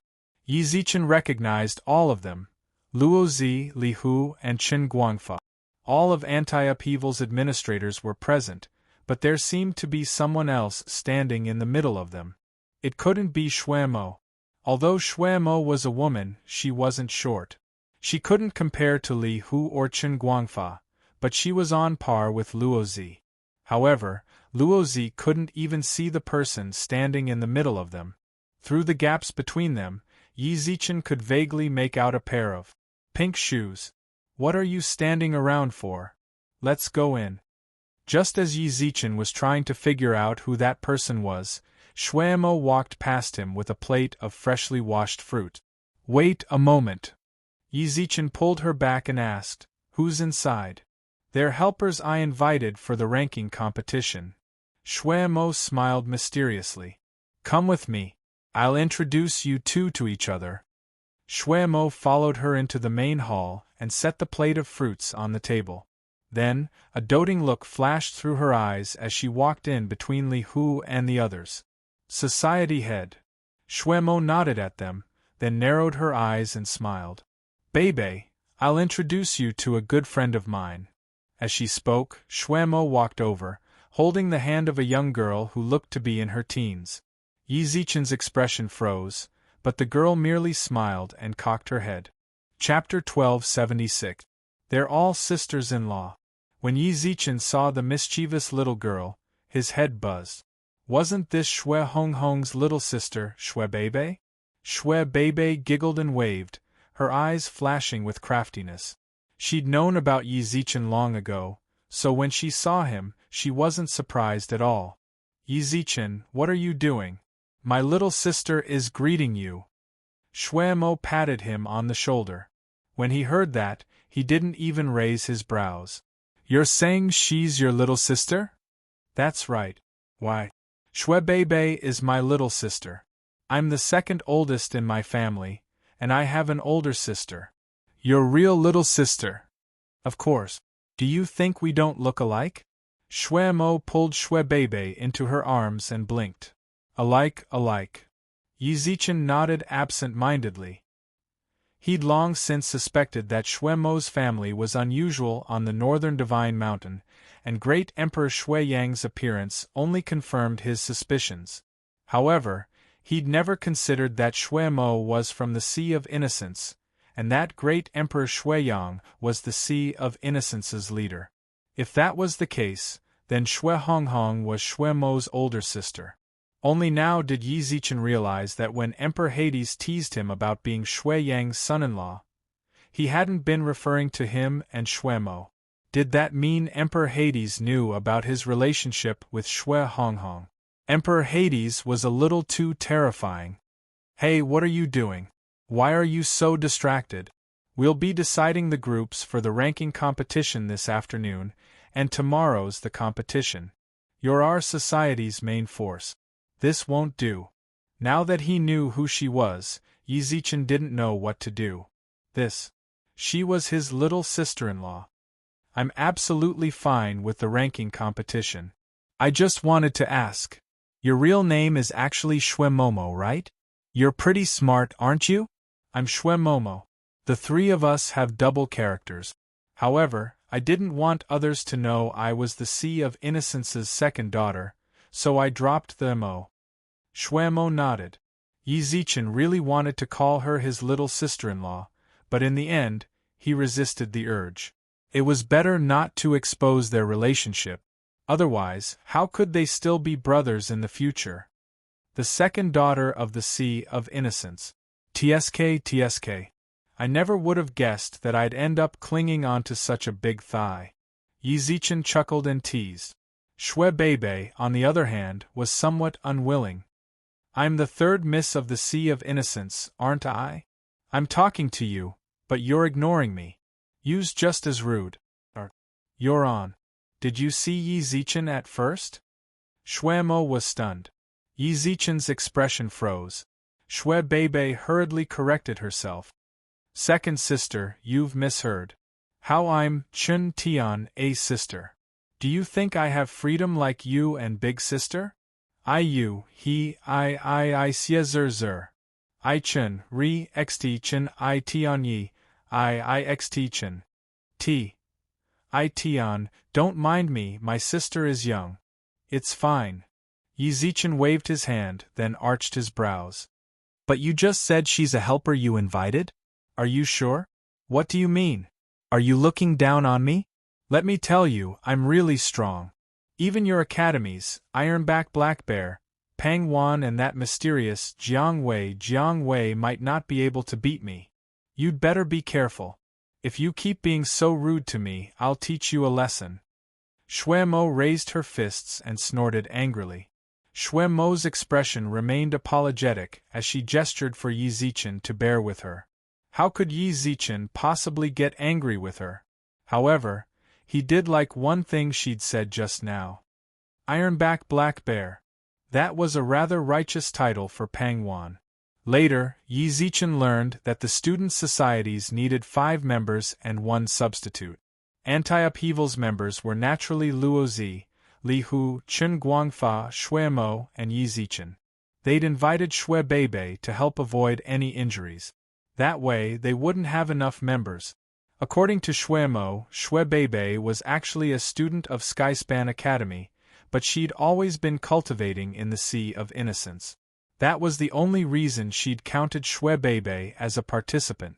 Otherwise, if everyone went looking for reinforcements, how could the Academy's student society ranking battles even be considered? It was already noon. The Academy's arena was packed with people. The Academy's ranking battles were Skyspan Academy's grandest event. Every student society wanted to know who they'd drawn, so they could gauge how far they'd go.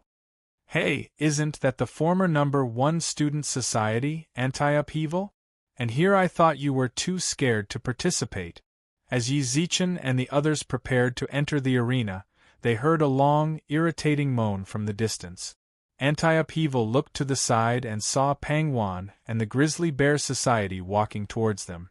The one who'd just let out a mocking moan was none other than Chen Enian, who'd gotten into an argument with them at the welcoming ceremony. The Grizzly Bear Society had 6 members as well, 5 starters and 1 substitute. They were the Grizzly Bear Society's branch leaders. After being mocked, Li Hu's lips twitched and he snorted. And here I was wondering why the place smelled so bad. I was wondering why there was such a strong smell around here, but it turns out it's you, old Huang. I told you to brush your teeth back in the Grizzly Bear Society, but you didn't listen. You traitorous dog, said Chen Enian disdainfully. Who are you talking about? Li Hu glared at him. Chen Enian grinned, revealing his yellow teeth. I'm talking about you. You. Li Hu shrugged and took a step forward. Yi Zichen grabbed him by the shoulder and pulled him back, then walked alongside Shui Mo. Can't your dog just go home? Don't let him bite people. This was directed at Pang Wan. Pang Wan couldn't help but smile calmly. I didn't manage it well. Sorry. But I really do admire your courage. You really had the guts to come here.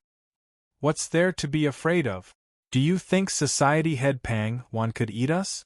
Yi Zichen narrowed his eyes and laughed. Pang Jing laughed as well. How can we do that? It's just a friendly match, a club ranking competition. If the Grizzly Bear Society really draws Anti-Upheaval, I'll have my subordinates. Be a bit more ruthless. Suddenly, Pang Zheng's expression darkened. Yi Zichen clenched his fist. Their eyes met. In truth, there wasn't really any deep-seated hatred between the two of them. Their conflict was most likely based on the fact that Yi Zichen had poached some of their members from the very beginning. Anti-Upheaval's aggressive recruitment meant that the Grizzly Bear Society's profits weren't as great as they'd imagined. Furthermore, in order to help his cousin settle her bet, Pang Wan had paid quite a bit too. Apart from that, there shouldn't be anything else. Yi Zichen thought to himself. However, if Pang Wan found out that Yi Zichen was thinking of their conflict in such a nonchalant manner, Pang Wan would probably cough up blood. Poaching their members was one thing, but Yi Zichen's demands for compensation had hurt him greatly. In any case, Yi Zichen didn't care too much about minor details like this. However, he still wanted to teach Pang Wan a lesson. For no other reason than the fact that Pang Wan's arrogance at the welcoming ceremony and now pissed Yi Zichen off. Chapter 1277. Jiang Wei and the Navigator hurry up and withdraw from the competition. Pang Zheng smiled ambiguously and patted Yi Zichen on the shoulder, then straightened his neck and followed the grizzly bears into the arena. Before entering, the grizzly bears' platoon leaders, as well as the other spectators, stared intently at Anti-Upheaval. "Hurry up and withdraw." The ordinary members of Anti-Upheaval were furious. Li Hu, the irascible, looked like he wanted to fight them to the death. Yi Zichen reached out and stopped Li Hu, then glanced at Pang Zheng and the others and smiled. "I'll say the same to you." Pang Zheng didn't so much as look back. He simply led the grizzly bears deeper into the arena. "Why are you stopping me? The grizzly bears are too good at putting on airs." After the grizzly bears left, Li Hu roared, his face flushed with fury. Especially Chen Enian, who'd accused him of betraying his master for glory. Li Hu and Luo Zi had been members of the grizzly bears for nearly 100 years. Although they hadn't done much for the grizzly bears, they were absolutely conscientious. But how had the grizzly bears treated them? Just because they'd politely declined the Pang family's offer of an olive branch, they were ostracized within the society. Although Pang Zheng didn't show it, Li Hu and the others weren't idiot. If not for Pang Zheng's orders, the grizzly bears wouldn't have dared treat them like that. Furthermore, Pang Zheng had pretended he didn't know. Li Hu wasn't rebellious, but he wasn't foolishly loyal either. As a platoon leader, he knew quite a few of the grizzly bears' shady dealings in the shadows. If he really wanted to destroy the grizzly bears, all he had to do was expose them to the world. He said he'd betrayed his master for glory. What a joke. "If you fight them, you'll fall into their trap," said Yi Zichen, patting Li Hu on the shoulder. Patting Li Hu's shoulder lightly, he said, "The society ranking tournament is an event organized by the Academy. If we were to have a private fight with them, the Academy will definitely disqualify us. It's all talk, it's no use. We'll know who's stronger and who's weaker once we fight." Li Hu's expression was unfriendly as he panted heavily. Shui Beibei clenched her fists and gnashed her teeth.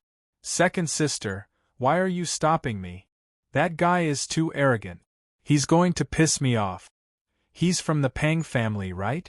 When I get home, I'll tell my father to suppress the Pang family's arrogance." "Little sister, this is just a conflict between our two societies. Besides, the Pang family's influence is complicated. It's not as simple as you think." Shui Mo tried to calm Shui Beibei down. How could she not be angry? Of course she was angry. However, she was the leader of Anti-Upheaval.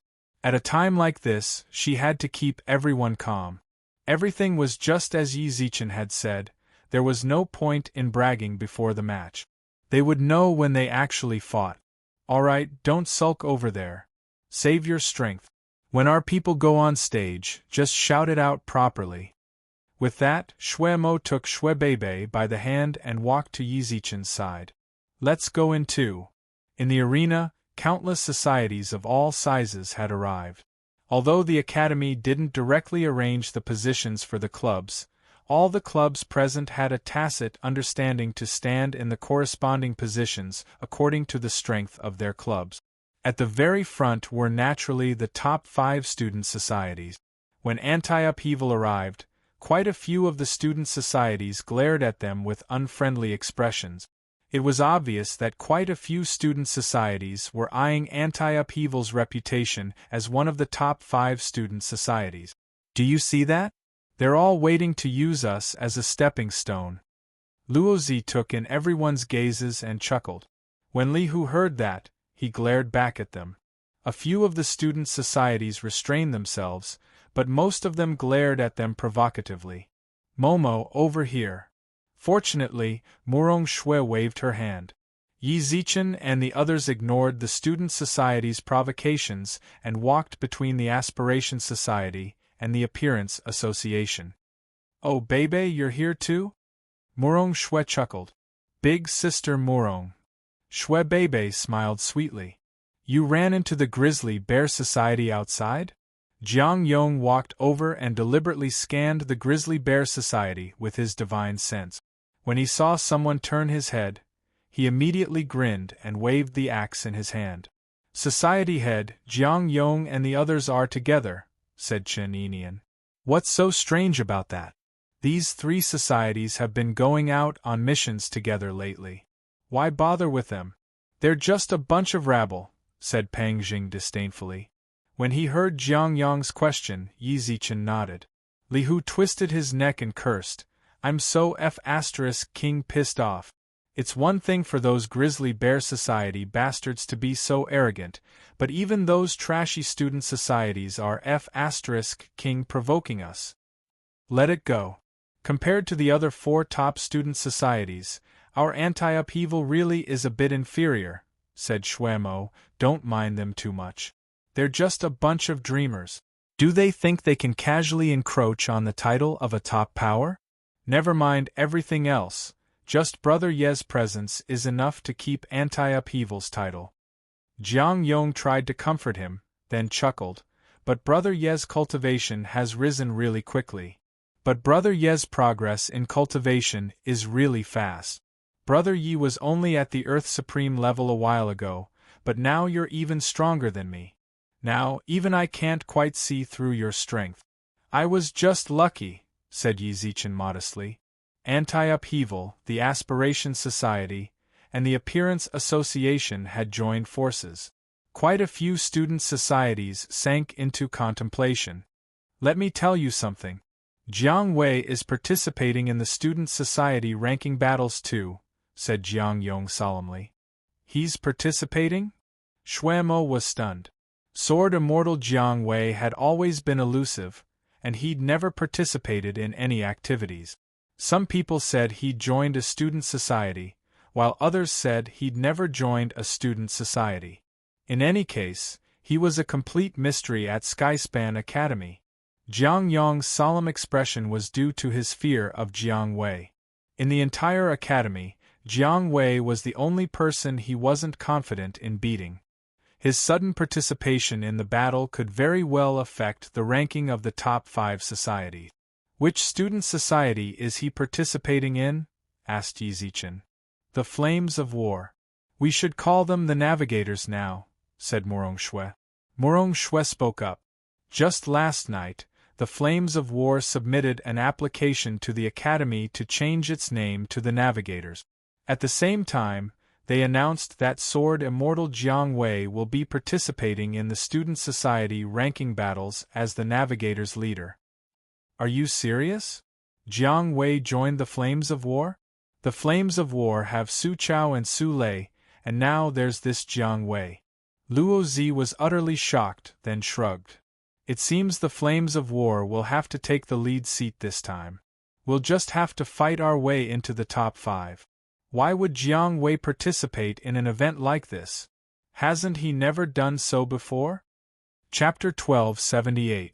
The rules changed. The Flames of War were ranked 6. The Su brothers were twins, and they were both 8th stage Sky Supremes. Because they were twins, they could read each other's minds.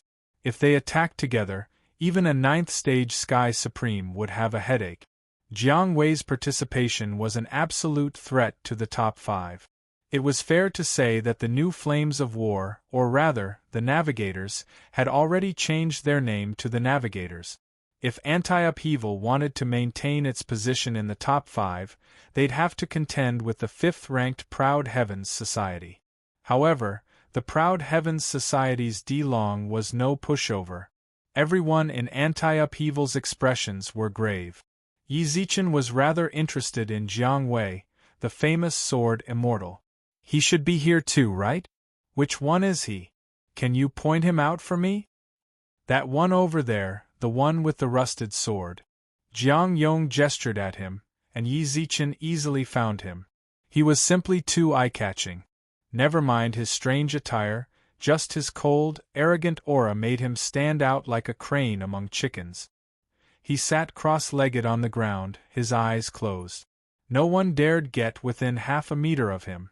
Suddenly, Jiang Wei opened his eyes and met Yi Zichen's gaze. When he sensed his opponent's gaze, Yi Zichen clearly sensed sharp sword intent attack him. As a fellow sword cultivator, Yi Zichen naturally knew how to condense his will into form. Their gazes met, and before long, Jiang Wei nodded and smiled at Yi Zichen. Yi Zichen did the same, then looked away. Brother Yi, you fought Jiang Wei? Jiang Yong arched his brows. This Jiang Wei really is extraordinary. Yi Zichen nodded. This sword immortal Jiang Wei was no ordinary person. His comprehension of the sword had reached an extremely high level. It was fair to say that he was practically a sword maniac. His entire being was immersed in his sword intent. Just now, Yi Zichen had used the Xianyuan sword art, heaven plundering, to fight him to a standstill. It was easy to imagine just how deep Jiang Wei's comprehension of sword intent was. How annoying! Why would Jiang Wei participate in an event like this? Shui Mo was rather irritated. Everything else was fine. Even if the grizzly bears mocked her or the other student societies provoked her, she could take it all. Only the addition of Jiang Wei made her feel uncomfortable. Jiang Wei joined the Flames of War and changed his name to the Navigators. I heard it has something to do with this event, said Morong Shui. Change of plans. Shui Mo didn't understand. We're not too sure about that, but I heard that the event this time won't be the same as before. There's been a huge change in the middle. As for the specifics, we'll have to wait for the people from the academy to tell us. Shui Mo's heart sank further. This year's ranking competition was far too unfriendly to anti-upheaval. Jiang Wei's participation was like adding hail to snow for them. Now, even the format of the competition had to be changed. Second sis, don't be afraid. It's just Jiang Wei. When the time comes, I'll just beat them all up, comforted Shui Beibei when she saw Shui Mo's grim expression. That's right. With Beibei around, there's nothing for you to worry about. Morong Shui chuckled as well. Shui Mo forced a smile and nodded, but her heart was heavy. In the blink of an eye, an hour quietly passed. A wisp of green smoke appeared in the center of the martial field. Not long after, an old man appeared in front of everyone. It's him. When he saw the old man, Yi Zichen couldn't help but arch his brows. Qiuanhui was Skyspan Academy's vice dean. He'd heard that he was a ruler-level expert. Dean, Luo Zi and the others were stunned. Although the ranking competition was a grand occasion for the academy, it wasn't enough to invite an expert of that level. It seemed that Morong Shui and the others were telling the truth. The rules of the ranking competition had to be changed. Otherwise, Qiuanhui wouldn't have needed to show up. Qiuanhui smiled calmly at the students. Are you all curious as to why I'm here? The students didn't say anything, but their meaning was clear. If I let the academy's teachers tell you, you might have a lot of questions, so I might as well tell you myself. It's like this. The ranking competition is cancelled. Whoosh. The students were in an uproar. They'd waited far too long for the ranking competition. How could it be cancelled just like that? Even though it was the vice dean, quite a few student society heads started asking questions. All of you, stop for a moment. I can understand how you're feeling, but our ranking competition is cancelled. In other words, it's not cancelled. It's just being carried out in a different way. The students didn't quite understand what Qiuanhui was getting at. Then they heard him continue. The Yao and Demon realms have submitted an application to the God realm in preparation for a competition between geniuses. His Excellency the God Emperor has given his approval, and the academies of the 9 Divine Mountains are sending out students. The competition will take place at the Divine Martial Academy on the Central Divine Mountain. Every academy can send out 5 student societies. The number of student societies will be the same as the ranking competition, 6. Before coming here, I've already decided to send out the top 5 student societies of our academy: Anti-Upheaval, Grizzly Bear Society, Aspiration Society, Appearance Association, and Proud Heavens Society. Of course, the performance of the student societies we send out will have a huge impact on Skyspan Academy and the Northern Divine Mountain. The Academy will select the best, and the 5 great student societies won't make the final decision. Any student society present who is stronger than them can issue a challenge. The winner will be able to expel the student society and head to the central divine mountain. The representatives of the 5 great student societies glanced coolly at the other student societies around them. Right now, they were the enemies of every other student society present. However, this was understandable. The Academy's actions weren't wrong. The strong rose while the weak fell. This was an eternal truth. The most dangerous of the 5 was anti-upheaval. Everyone present knew that although anti-upheaval ranked first, they were the weakest. However, no one wanted to be the first to eat crabs. The others were itching to try, but no one actually challenged them. Furthermore, the navigators hadn't even made an appearance yet. Navigators. At that moment, Su Chao, one of the Su brothers of the navigators, raised his fists and walked out. His appearance caused the representatives of the 5 great student societies to reveal grave expressions. Jiang Wei was someone they couldn't afford to underestimate. Even the arrogant Pang Jing subconsciously narrowed his eyes when he saw Su Chao step out. However, most people turned to look at anti-upheaval. Of the 5 great student societies, anti-upheaval was the weakest. Furthermore, they weren't even in the top 20 of the student society's combat strength leaderboards. The way they saw it, the navigators would most likely challenge anti-upheaval. With Jiang Wei around, the navigators had the right to challenge any student society. Anti-upheaval broke out in a cold sweat, but who would have thought? Chapter 1279. Earth Dragon Beast Soul. The Proud Heavens Society was ranked 5th overall, while the Flames of War were ranked 6th. Although they were ranked 5th and 6th respectively, the difference between a powerhouse and an ordinary society was like the difference between heaven and earth. In the past, Su Chao wouldn't have been so nonchalant when he mentioned the Proud Heavens Society. But things were different now. With Jiang Wei's addition, the newly renamed navigators had more than enough confidence to challenge any society.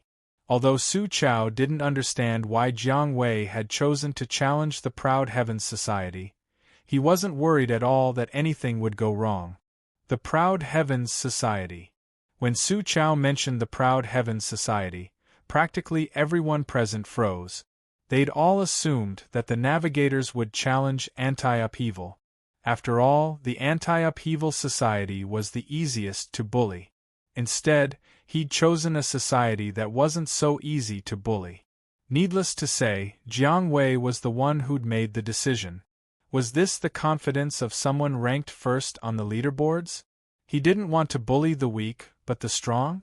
Or did Jiang Wei have a grudge against the Proud Heavens Society? That was the only thing the audience could think of. It wasn't just the onlookers who didn't know what was going on. Even the top 5 societies thought the same. So he's not challenging our society? Chen Guangfang's eyes widened in shock. When Su Chao walked out, his heart was in his throat. Does Jiang Wei have a grudge against the Proud Heavens Society? Luozi couldn't help but ask. Su Chao stood in the challenger's seat, taking in everyone's gazes. He couldn't help but smile bitterly to himself. You think you're the only ones confused? I'm the same. When Jiang Wei said he wanted to challenge the Proud Heavens Society, Su Chao was dumbfounded as well. He'd thought anti-upheaval would be the easiest. When the time came, the navigators would replace anti-upheaval and go to the Central Divine Mountain. That would be the best combination for Skyspan Academy. But he never would have guessed that Jiang Wei would make such a decision. Although he didn't understand, he didn't show any signs of resistance. He walked out and announced the Proud Heavens Society. Have any of you provoked Jiang Wei in private? Di Long, the leader of the Proud Heavens Society, paused for a moment, then turned to the team leaders beside him. His thoughts were the same as everyone else's. The current situation was clear. The navigators would definitely get a seat, so suppressing anti-upheaval was their best option. However, Jiang Wei had purposely set his sights on their club. This was an action that wanted to step on his club to rise. He could only assume that someone in their club had offended Jiang Wei. Guild leader, you really think highly of us? Jiang Wei, Do we really dare to provoke him? The guild leader couldn't help but bitterly smile. Jiang Wei had entered Skyspan Academy in less than half a year. 10 years ago. First in 3 years. Since then, he had dominated the first place for a long time, and no one could shake him off. His innate talent was peerless. This kind of existence could scare off a large number of people just by mentioning his name. His stunning resume was even more daunting. Provoke him? Who would have that kind of courage? De Long's gaze darkened as he looked at the bitter smiles on the team leaders' faces. In his opinion, none of his team leaders would dare to provoke Jiang Wei. Since that was the case, Jiang Wei was purposely trying to slap him in the face on this occasion. Could it be that he had angered him somehow? Proud heavens, society, what are you doing over there? If you're afraid, just give up your spot. We, the navigators, will go to the central divine mountain in your stead. That way you won't have to embarrass yourselves outside. Su Chao narrowed his eyes and called out impatiently. De Long calmed himself down, no longer thinking about these trivial matters. He was fourth on the leaderboards after all. He was on the same level as Murong Shui. Jiang Wei's name was indeed resounding, but De Long was also a proud son of heaven. What are you shouting for? De Long snorted coolly, then waved his sleeves and stepped forward. What are the rules? 1-on-1. The winner gets 1 point and the winner gets 3 points, said Qiuanhui. Can the winner stay on for the next round? Yes. De Long's heart instantly sank. He couldn't help but look at the distant, grim youth holding a rusted sword. All right. After a brief moment of hesitation, De Long agreed. Although Jiang Wei was giving him a lot of pressure, if he backed down now, where would his face go? Besides, he wanted to see for himself just how strong this first-ranked Jiang Wei was. I'll be the first to fight. Who will you send? De Long narrowed his eyes at Su Chao. Of course. Su Chao swung his arms and took a step forward. However, at that moment, a figure in blue landed in front of him. I'll fight the navigators. The newcomer carried a rusted sword, a lock of white hair between his eyebrows. His sleeves fluttered despite the lack of wind. His entire body exuded a cold, arrogant, and indifferent aura. His entrance caused everyone to gulp. Su Chao shouted from behind, "President, you don't need to personally deal with these small fries. You don't need to personally deal with these small fries. I don't like trouble, and time is limited. It's best if I deal with them as quickly as possible." It was hard to say whether Jiang Wei's EQ was low, or whether he was doing this on purpose. In any case, his words and actions didn't take De Long or the Proud Heavens Society seriously at all. "Heh, I like that," laughed Jiang Yong. "You're arrogant enough." Li Hu nodded. Everyone could hear the disdain in his voice, but no one thought he was being foolish or arrogant. It was all because he was Jiang Wei. These words instantly infuriated De Long. He grinned, his eyes blazing with viciousness. "All right, then let me have a taste of a sword immortal's techniques. Make your move." Jiang Wei smiled, still holding the rusted sword, and looked indifferently at De Long in front of him. He didn't even try to defend. His entire body was full of openings. Arrogant. With a furious roar, a layer of dragon scales appeared on De Long's arm. The De family really went all out. I can't believe they found an earth dragon beast soul for De Long. Jiang Yong crossed his arms and smiled calmly. Yi Zichen furrowed his brows. What do you mean? Brother Yi, you don't know this, do you? De Long's family is human, but half Yao runs through their veins. Their clansmen can use a secret art to absorb beast souls and obtain their former strength. The scales on De Long's arm belong to a high-grade divine beast, the armored earth dragon. Whether in terms of strength or defense, they're both terrifying. Then how terrifying is it? Jiang Yong clearly hadn't expected Yi Zichen to ask such a question. He froze for a moment, then hesitated. If I don't use my Dharma body, I won't be a match for him at all. That strong? Li Hu sighed in amazement. Yi Zichen had a rough idea of what this beast's soul was, but right now, Di Long was facing Jiang Wei. Chapter 1280. The terrifying Jiang Wei. After merging with the Earth Dragon beast's soul, Di Long's arms and face were covered in ferocious ironback Earth Dragon scales. The aura of a ferocious beast was released from his body. Many people who were shrouded by this aura revealed a look of fear. Di Long's eyes were bloodshot as he roared and charged towards Jiang Wei. Every step he took left deep footprints on the ground. He punched. The wind from his fist whistled.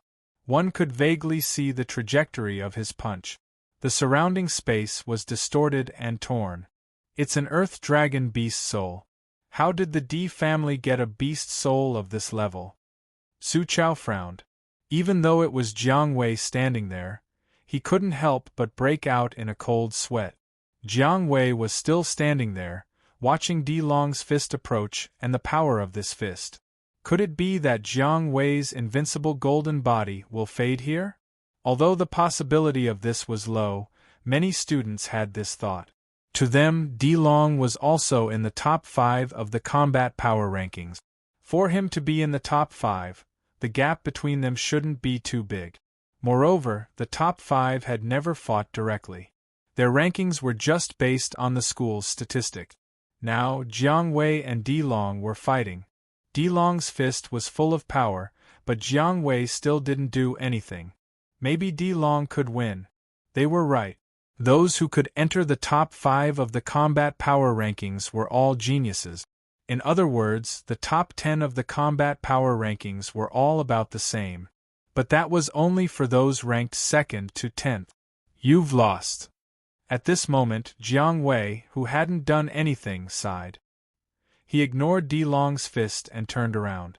Under his cold and arrogant voice, everyone could see a trace of pity in his eyes. What was he feeling pity for? That Di Long was too weak. That he couldn't summon the desire to fight? But Jiang Wei hadn't moved at all. He hadn't even unsheathed his sword.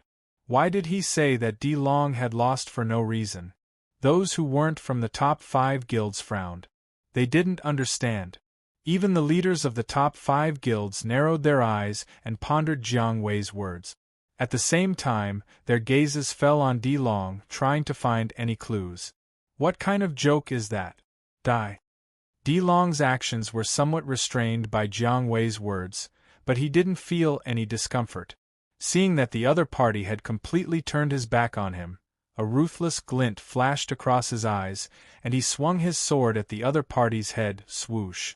Suddenly, a bloody gash appeared on his face. In the blink of an eye, countless strands of sword chi landed on his body, causing his dragon scales to fall to the ground. Dark red blood flowed down his broken scales, and his entire body fell several meters back. Before he fell to the ground, a faint blood stain appeared on his throat. The blood stain was very light, only slightly cutting the skin around his throat. However, everyone knew that it was fortunate that this was only a competition within the academy. If the two of them were to truly fight to the death, the wound would have been slightly heavier. Dylan died. What on earth happened? The students' eyes were filled with astonishment. The presidents of the powerful societies also narrowed their eyes, their gazes very solemn. What's going on? Did any of you see Jiang Wei attack? Li Hu glared at the crowd and shouted. Luo Zi and the others shook their heads. They'd been staring at Jiang Wei and Di Long this entire time, worried that they wouldn't be able to see their movements with their naked eyes. They'd even used their divine senses to lock onto their movements. However, they still hadn't seen any signs of Jiang Wei attacking. Although I'm in the top 5 of the student rankings, and although it's hard to accept, I have to say that we're far inferior to Jiang Wei. The Aspirations Society's Jiang Yong sighed gravely. Murong Shui couldn't help but nod. This Jiang Wei. Yi Zichen couldn't help but sigh. His mind was filled with images of Jiang Wei's attacks. He hadn't even seen Jiang Wei attack? But in reality, Jiang Wei had. However, he'd used his will to draw his sword. His movements were so fast that even divine senses couldn't keep track of them. He slashed 394 times in half a breath. Jiang Wei really is terrifying, muttered Xuemo. Yizichen was astonished that Xuemo could tell. After all, he was a peak 9th stage Sky Supreme, half a step into the diviner realm. Add to that his comprehension of sword intent, and that was why he'd noticed Jiang Wei's attack. Xuemo was just a 3rd stage Sky Supreme. The next moment, he saw a brand appear between Xuemo's brows. By her side, Xuebei's glowed with a similar brand. The power of bloodlines really makes people jealous, he muttered to himself. In any case, the experts naturally understood Jiang Wei's methods. The onlookers, who didn't know what was going on, were confused, but at the same time, they marveled at Jiang Wei's strength. They didn't know what Jiang Wei had done, but they knew. Jiang Wei was strong. I said you lost, so you lost. Next. Jiang Wei stood with his back to Di Long, his hands clasped behind his back. The Proud Heavens Society hurriedly rushed forward and shoved a healing pill into Di Long's mouth. Their gazes were filled with terror. We admit defeat, shouted the Proud Heavens Society's leader. They had no choice but to admit defeat. Jiang Wei could stay and fight, but Di Long was the Proud Heavens Society's strongest expert. If even Di Long wasn't Jiang Wei's match, then there was no one in their society who could. When he heard the Proud Heavens Society admit defeat, Jiang Wei didn't even turn around. He simply hugged his rusted sword and walked back to the Navigators' Society. However, as he walked back, he glanced at Yizichen and nodded. Yizichen froze for a moment, then nodded back at him. The Proud Heavens Society has admitted defeat, so the Navigators' Society will replace them and head to the Central Divine Mountain. Are there any other student societies that wish to challenge them? If not, they'll go to the Central Divine Mountain in Skyspan Academy's place. Qiuanhui stood in the center of the arena and spoke calmly. He was a ruler-level expert. Jiang Wei's little tricks were nothing to him. However, he was still quite satisfied with Jiang Wei. It wasn't easy for someone at his level to achieve such feat. Wait a moment. A soft cry sounded out from the Proud Heavens Society.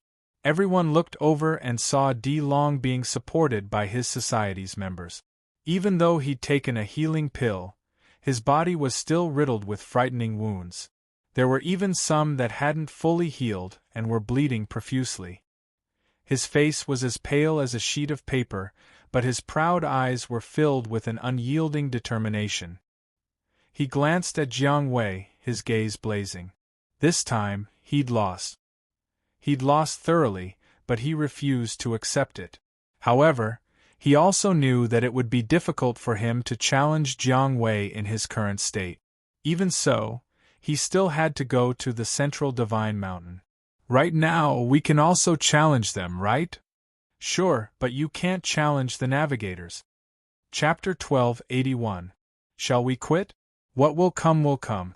From the start of the ranking competition to the changes in the rules and the competition on the Central Divine Mountain, anti-upheaval had always been at the heart of the struggle. Those who were ranked in the top 10 might have a chance to enter the top 5, including the lower-ranked societies. They all believed that anti-upheaval didn't deserve to be one of the 5 great powers, and that they were the easiest to take down. The Navigators' challenge to Proud Heaven confused the other guild. However, from this challenge, they had witnessed the strength of Jiang Wei, who was ranked first on the combat power ranking. It was not a baseless rumor. It wasn't until the Proud Heavens Society challenged anti-upheaval that the surrounding student societies felt like everything was back on track. Even if the Proud Heavens Society didn't exist, the top 10 student societies would probably challenge anti-upheaval. That's more like it. We should let anti-upheaval come down. Isn't that right? The Navigators should just shut down anti-upheaval. That's the best option. I really don't know what Jiang Wei is thinking. Could it be that he simply wants everyone to know how strong he is, and is willing to use Aotion as a stepping stone? Shu, lower your voice. If Jiang Wei hears you, you'll be in for it. The ordinary members of the various societies were already whispering to each other, while Anti-Upheaval's members looked at each other. The Proud Heavens Society is challenging us. Who should we send out? The first victory affects morale the most. The Proud Heavens team's D Long is heavily injured, so he probably won't be able to fight for a while. The other team leaders are about as strong as Tiger Lee and the others. I'll go for the first battle. Li Hu's battle axe had already appeared in his hand. He glared angrily at the Proud Heavens Society. I don't think that's appropriate. Shui Mo shook her head. I suggest that we send out the stronger members. It'd be best if they can win easily. That way we'll be able to curb the other societies' greed for our title. I'll go. As Anti-Upheaval continued to argue, Shui Bei tilted her head up and walked out, ignoring everyone's reactions. When did this grand aunt come? Chiu and Hui couldn't help but facepalm. Challenging Anti-Upheaval? You really have guts. Today, Big Sister Bei will teach you a good lesson. Come on, who's next? Shui Bei was young to begin with and looked like a little girl. To others, the way she stood in the arena with a fuming look was almost non-existent. She was, however, a little cute. The captain sent by the Proud Heavens Society stared blankly for a moment. Little girl, what are you doing here? Can't you tell? I'm here to fight. Shui Bei puffed out her chest and put her hands on her hip. Your Proud Heavens Society sent you out? All right, then prepare your last word. Pooh. Across from Shui Bei, the captain laughed. Then he looked playfully at Anti-Upheaval's position. No way. Anti-Upheaval has so many big shots here, but you sent a little lowly? Isn't that embarrassing? The onlookers below also laughed and shouted, Little girl, go back quickly and ask your adults to come out. Shui Bei's face turned red in the face of everyone's ridicule. She glared at the crowd, biting her lips and clenching her fists tightly. You guys. All right, if any of you can't accept it, then come up and see if Big Sister Bei won't blow your head off. But it was this angry look that made the people below laugh even more happily. All right, I'll handle Anti-Upheaval. At that moment, Yi Zichen landed in front of Shui Bei, reached out and tousled her hair. Bei, go back. What are you doing? Shui Bei glared at him. I said I'll handle this. Be good, I'll deal with these small fries. You're our secret weapon. Now's not the time to expose yourself. Leave this to me. Secret weapon. When she heard this, Shui Bei's eyes lit up, and she felt a little smug. Then I'll leave this to you. Don't disappoint me. She swayed her head back to Anti-Upheaval. Shui Mo pulled her into her arms. Can Yi Zichen do it? Shui Bei muttered. If he loses, how embarrassing would that be? I might as well just beat them up. But he said I'm their secret weapon. He, secret weapon. Bei giggled like an idiot. Luozi frowned. Platoon Leader Yi, is it really all right for you to go? The Proud Heavens Society sent their first captain, a peak 8th stage Sky Supreme. Trust him. Shui Mo's gaze brimmed with trust. If he's volunteering, he's definitely confident. I trust him. I trust Brother Yi too, said Jiang Yong. On the arena, Yi Zichen's appearance eased Chiu and Hui's breath. Just now, when Shui Bei was on stage, he'd been worried that something might happen to her. Great Emperor Shuiyang was fine, but he was worried about Zhao Qianhe. This big sister doted on Shui Bei to the heavens. If anything happened to her, she'd flip Skyspan Academy upside down. He was a ruler, but his life was so stifling. Yi Zichen's appearance didn't just relieve Chiu and Hui. Quite a few student societies' gazes narrowed. The most obvious was the Grizzly Bear Society's Pang Jing. When he saw Yi Zichen, his gaze turned incomparably sinister. It wasn't just him. Even Jiang Wei, who'd been closing his eyes and hugging his rusted sword, opened his eyes. A hint of a smile tugged at his lips. You're that Yi Zichen, the excavator who rose to fame as soon as he entered the academy, right? Snorted the Proud Heavens Society's platoon leader. Although you didn't directly poach our members, your appearance caused quite a few of us to withdraw. Is that so? Since you're a new student, you should know that you shouldn't be here. Your society is sending you to your death. Do you know that? Although this was a competition, I didn't go easy on you. I'd advise you to let the others come. However, the others in your society are just SOSO. Only Luo Zi and Li who are capable of standing on the stage, but they're still a ways off from our platoon leaders. Is that so?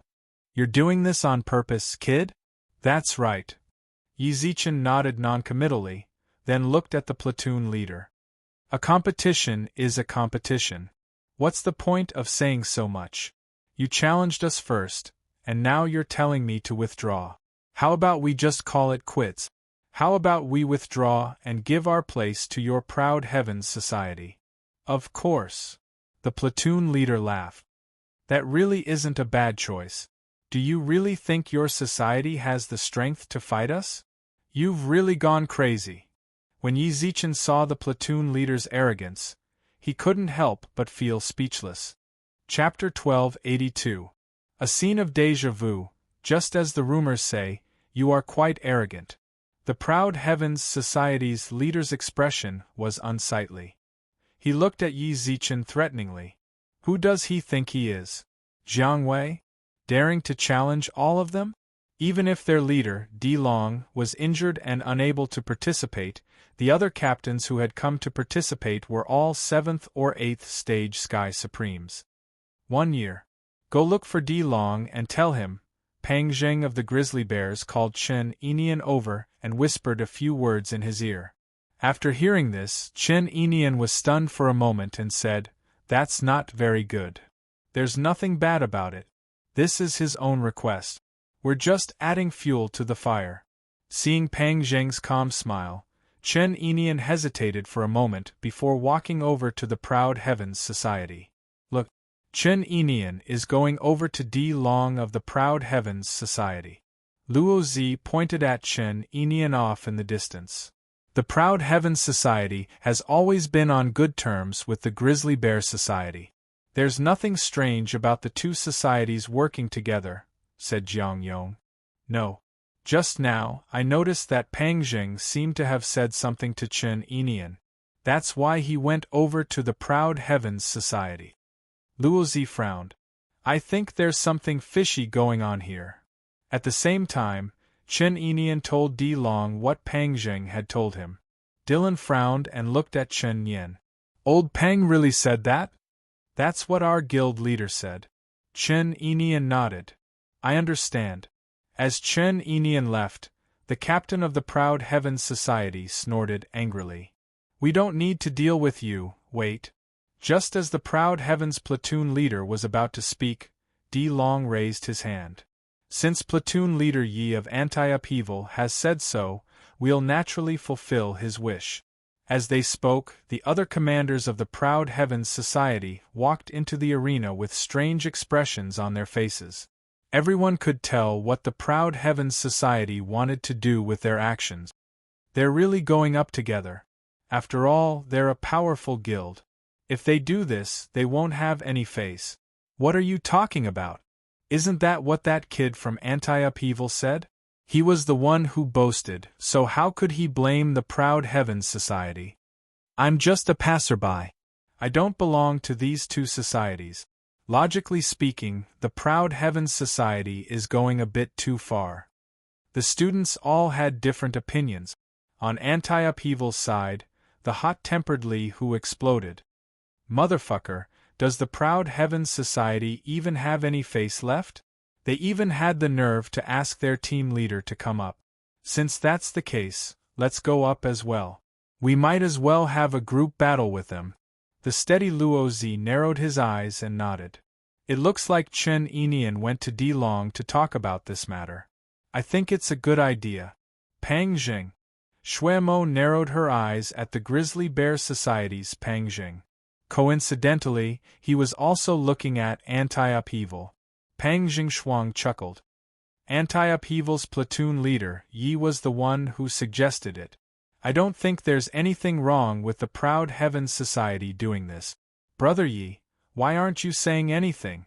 Don't tell me you want your group to attack as well? Isn't this too embarrassing? You're the one who boasted. However, I believe that guild leader Di Long is very magnanimous. If you really wish to join them, they shouldn't refuse. Of course. Di Long chuckled. If our brothers and sisters in anti-upheaval want a group battle, I'll agree. Di Long and Pang Zheng were playing along. Naturally, the Proud Heavens Society wasn't afraid of a group battle. Their overall strength was far superior to anti-upheavals, so their chances of winning were much higher. Motherfucker! A group battle is a group battle. Li Hu grabbed his axe and leapt forward. He ran to Yi Zichen's side, his entire body radiating a murderous aura as he glared at the Proud Heavens Society. Why are you here? Hurry up and go back. Do we really need so many people to deal with these weaklings? When Yi Zichen saw that anti-upheaval had appeared, he hurriedly tried to stop them. At the same time, he looked at the Proud Heavens Society and clicked his tongue. I never would have guessed you'd really come at us together. But that's fine too. If we get rid of you together, won't everyone else who has designs on anti-upheaval give up as well? He smiled calmly at the surrounding student societies, then sent Li Hu and the others back to the spectator stands. You can all go back. Just leave me here. Platoon Leader Yi. Go back. At Yi Zichen's unquestionable command, Li Hu and the others reluctantly returned to the spectator stands. Dean, didn't you say it would be one-on-one?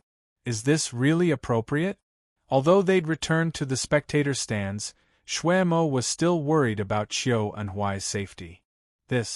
Qiu Enhui was certain that he was the most frustrated ruler he'd ever met. Shui Mo, you don't trust me?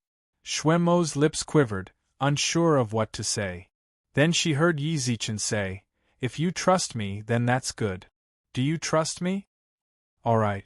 Under Yi Zichen's gaze, Shui Mo bit her lip and gave up on pressuring Qiu Enhui.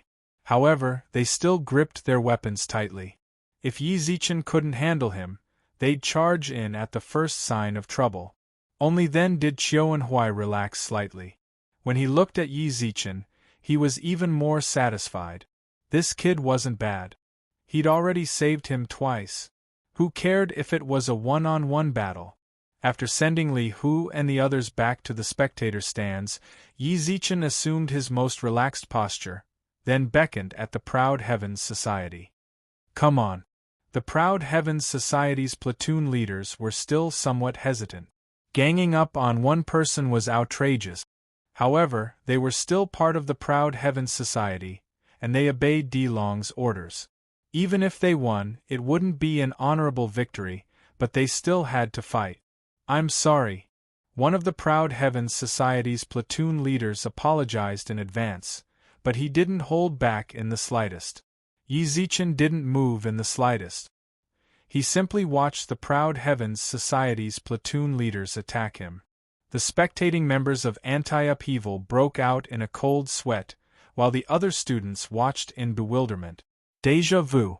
Jiang Wei had faced Di Long like this. Now Yi Zichen faced the Proud Heavens Society's platoon leaders in the same manner. Could it be? Just as the thought flashed through the spectators' minds, Yi Zichen's lips curved into a smile. You've lost. His familiar words caused everyone's hearts to tremble.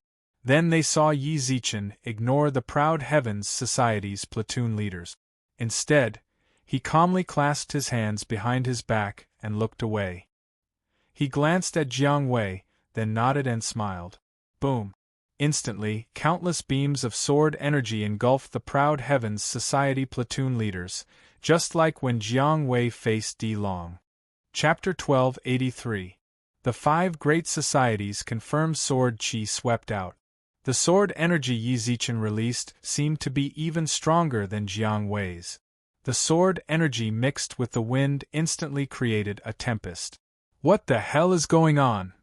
The spectating students shielded their eyes with their hands, trying their best to resist the airflow created by the sword chi. However, the heavenly supremes were unable to face this current head-on. They felt as if they were about to be blown away by it. Those with slightly higher realms also found it extremely difficult to resist. The Aspirations Society, Anti-Upheaval, and the Appearance Association stand behind me and Murong Shui. The instant this madness appeared, Jiang Yong and Murong Shui made the quickest decision possible. The two of them worked together to form a barrier in front of them, and the members of the three guilds quickly gathered behind them. Grizzly Bear Regiment, come to me. Pang Zheng's brows furrowed and he reacted. When he raised his right hand to block the storm, his brows were incomparably dark. This kid, the Su brothers from the Navigators gulped as well. Soon after, they looked at Jiang Wei with even more reverence in their eyes. No wonder Jiang Wei hadn't challenged anti-upheaval. It turned out they weren't as weak as they'd thought. The leaders of the other societies also made their decisions. In an instant, countless rays of light flashed in the arena. Even Qiu and Huai, who was watching from the sidelines, couldn't just sit back and watch. With a wave of his hand, he sealed off the area around Yi Zichen and the others, preventing the wind created by the sword energy from escaping. Only then did the pressure on the other student societies lessen slightly. At the same time, he also cut off the sword qi. When the sword qi dissipated, the proud Heavens Society captains who had been swept up by the sword qi fell heavily to the ground. His body was covered with frightening sword scars, and fresh blood flowed from his wounds. The other members of the proud Heavens Society hurried over to help. Di Long's face was livid as he glared at Yi Zichen, who had his back to them. Are you trying to start a war between the two groups? As he spoke, the members of the proud Heavens Society glared at him with murderous eyes. Their killing intent soared to the heavens. Anti-Upheaval's members refused to back down. They gathered in front of Yi Zichen and stared back at the proud Heavens Society members. The two great societies were at each other's throats, and a great battle was about to break out. Guild leader Di Long, what is the meaning of this? Sensing the killing intent behind him, Yi Zichen turned around and saw nothing but chilling indifference on his face. It's the 5 of you against me. I'm at an absolute disadvantage. What would you do if I was the one who was heavily injured? Let's stop the duel before it goes too far. I've stopped here. Yi Zichen interrupted him coldly. If I didn't stop, do you think they would still be alive? Yi Zichen's expression instantly turned cold. You still haven't understood what it means to be a dog of the grizzly bears? Now you're biting me? Do you think I'm easy to bully? You've lost this round. If you still want to continue challenging, then, next. Brat, you're courting death. The enraged Di Long ignored his injuries and was about to attack when Qiu and Huai appeared in the middle to stop him. This is Skyspan Academy. Such a simple sentence made Di Long, who was in a rage, completely calm down. That's right, this was Skyspan Academy, not the Di family estate. The old man before him was a bona fide ruler-level expert. This wasn't a place for him to behave atrociously. You've already lost the duel just now. Since all 5 of you went up, you no longer have the right to fight again. I hereby announce that the proud Heavens Society has lost their challenge against anti-upheaval. Are there any other student societies who wish to challenge us? The other student societies fell silent out of fear. Challenge them? Did they really think they were invincible? Di Long's proud Heavens Society had once been a powerhouse. Their overall strength far surpassed that of the other student societies. Furthermore, just now, all 5 of the proud Heavens Society's platoon leaders had attacked at the same time, and the results were clear. It was miserable. Challenging anti-upheaval now? Wasn't that just looking to die? Yi Zichen's actions caused the other student societies to change their opinions of anti-upheaval. Although this new student wasn't on the combat strength leaderboards after today, he'd most likely enter the top 10, or even the top 5. Anti-upheaval had just experienced a major upheaval. To outsiders, it seemed like they were easy to bully, but after this battle, No one could ignore Anti-Upheaval's status as a powerhouse. They waited for a full 15 minutes, but the arena was silent. No one dared to challenge them. Chiu and Hui looked around, then came to a decision. We've decided on who'll be going to the Central Divine Mountain. Anti-Upheaval, Aspiration Society, Grizzly Bear Society, Appearance Association, and Navigators, gather at the arena tomorrow. I'll take you to the Central Divine Mountain. Chiu and Hui's announcement brought the curtain to a close. After being used as a stepping stone twice, the Proud Heavens Society looked like defeated roosters. They left the arena, their faces ashen. The other student societies followed suit. Platoon Leader Yi. Anti-Upheaval's members, on the other hand, looked as if they were celebrating a festival. They ran over in high spirits. Yi Zichen's attack allowed them to directly witness his strength, and also allowed the entire student society to understand the strength of their student society. Every student society needed a name that could intimidate others. In the past, Anti-Upheaval didn't have one. Now they had one. It was Yi Zichen. Quite a few student societies that hadn't left took the initiative to congratulate Anti-Upheaval. With Yi Zichen on their side, they could no longer afford to look down on them. Naturally, they left this to Chen Guangfa. He was timid and cautious, but dealing with this sort of thing was a piece of cake. "Brother Yi, you really hid your strength well," said Jiang Yong with a grin. Jiang Yong chuckled as he walked over. "Old Jiang, I've never underestimated Brother Yi, but your performance today still leaves me gasping in amazement." "Brother Jiang, you praise me too much," laughed Yi Zichen. "Platoon Leader Yi, you just used Jiang Wei's move, didn't you?" asked Li Hu. "Judging from your aura just now, I'm afraid you're much stronger than Jiang Wei." Yi Zichen merely chuckled but didn't answer. How could an outsider know who was stronger and who was weaker? "Society head, should we go over and spar with Anti-Upheaval?" asked the Navigators' Su brothers. Jiang Wei smiled calmly. "No need. They're all going to the Central Divine Mountain. If we don't go take a look, we'll have plenty of chances to meet in the future. There's no need to rush." The Su brothers knew they couldn't change Jiang Wei's mind, so they could only nod in agreement. Jiang Wei chuckled, hugged his rusted sword, and walked out of the arena. Before leaving, he glanced at Yi Zichen. Their eyes met, and they nodded at each other. Yi Zichen watched Jiang Wei leave, then thought back to the situation he and Jiang Wei had created. He couldn't help but sigh inwardly. Chapter 1284. Fourth on the Combat Strength Leaderboard. Nightfall. Anti-Upheaval's members celebrated in high spirit. As the star of the show, Yi Zichen naturally had to attend. However, considering that they'd be heading to the Central Divine Mountain the next day, they didn't keep him for too long. After congratulating Yi Zichen and the others on getting a good ranking on the Central Divine Mountain, the rest of the team members continued their celebrations. Shuemo didn't stop them. To Anti-Upheaval, this was a cause for celebration.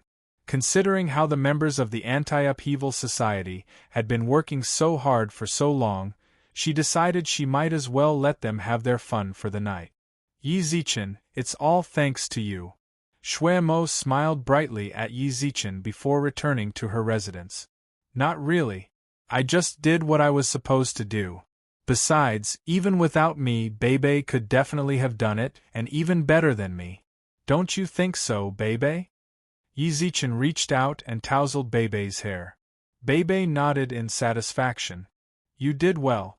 You didn't embarrass big sister Bebe, but you're right."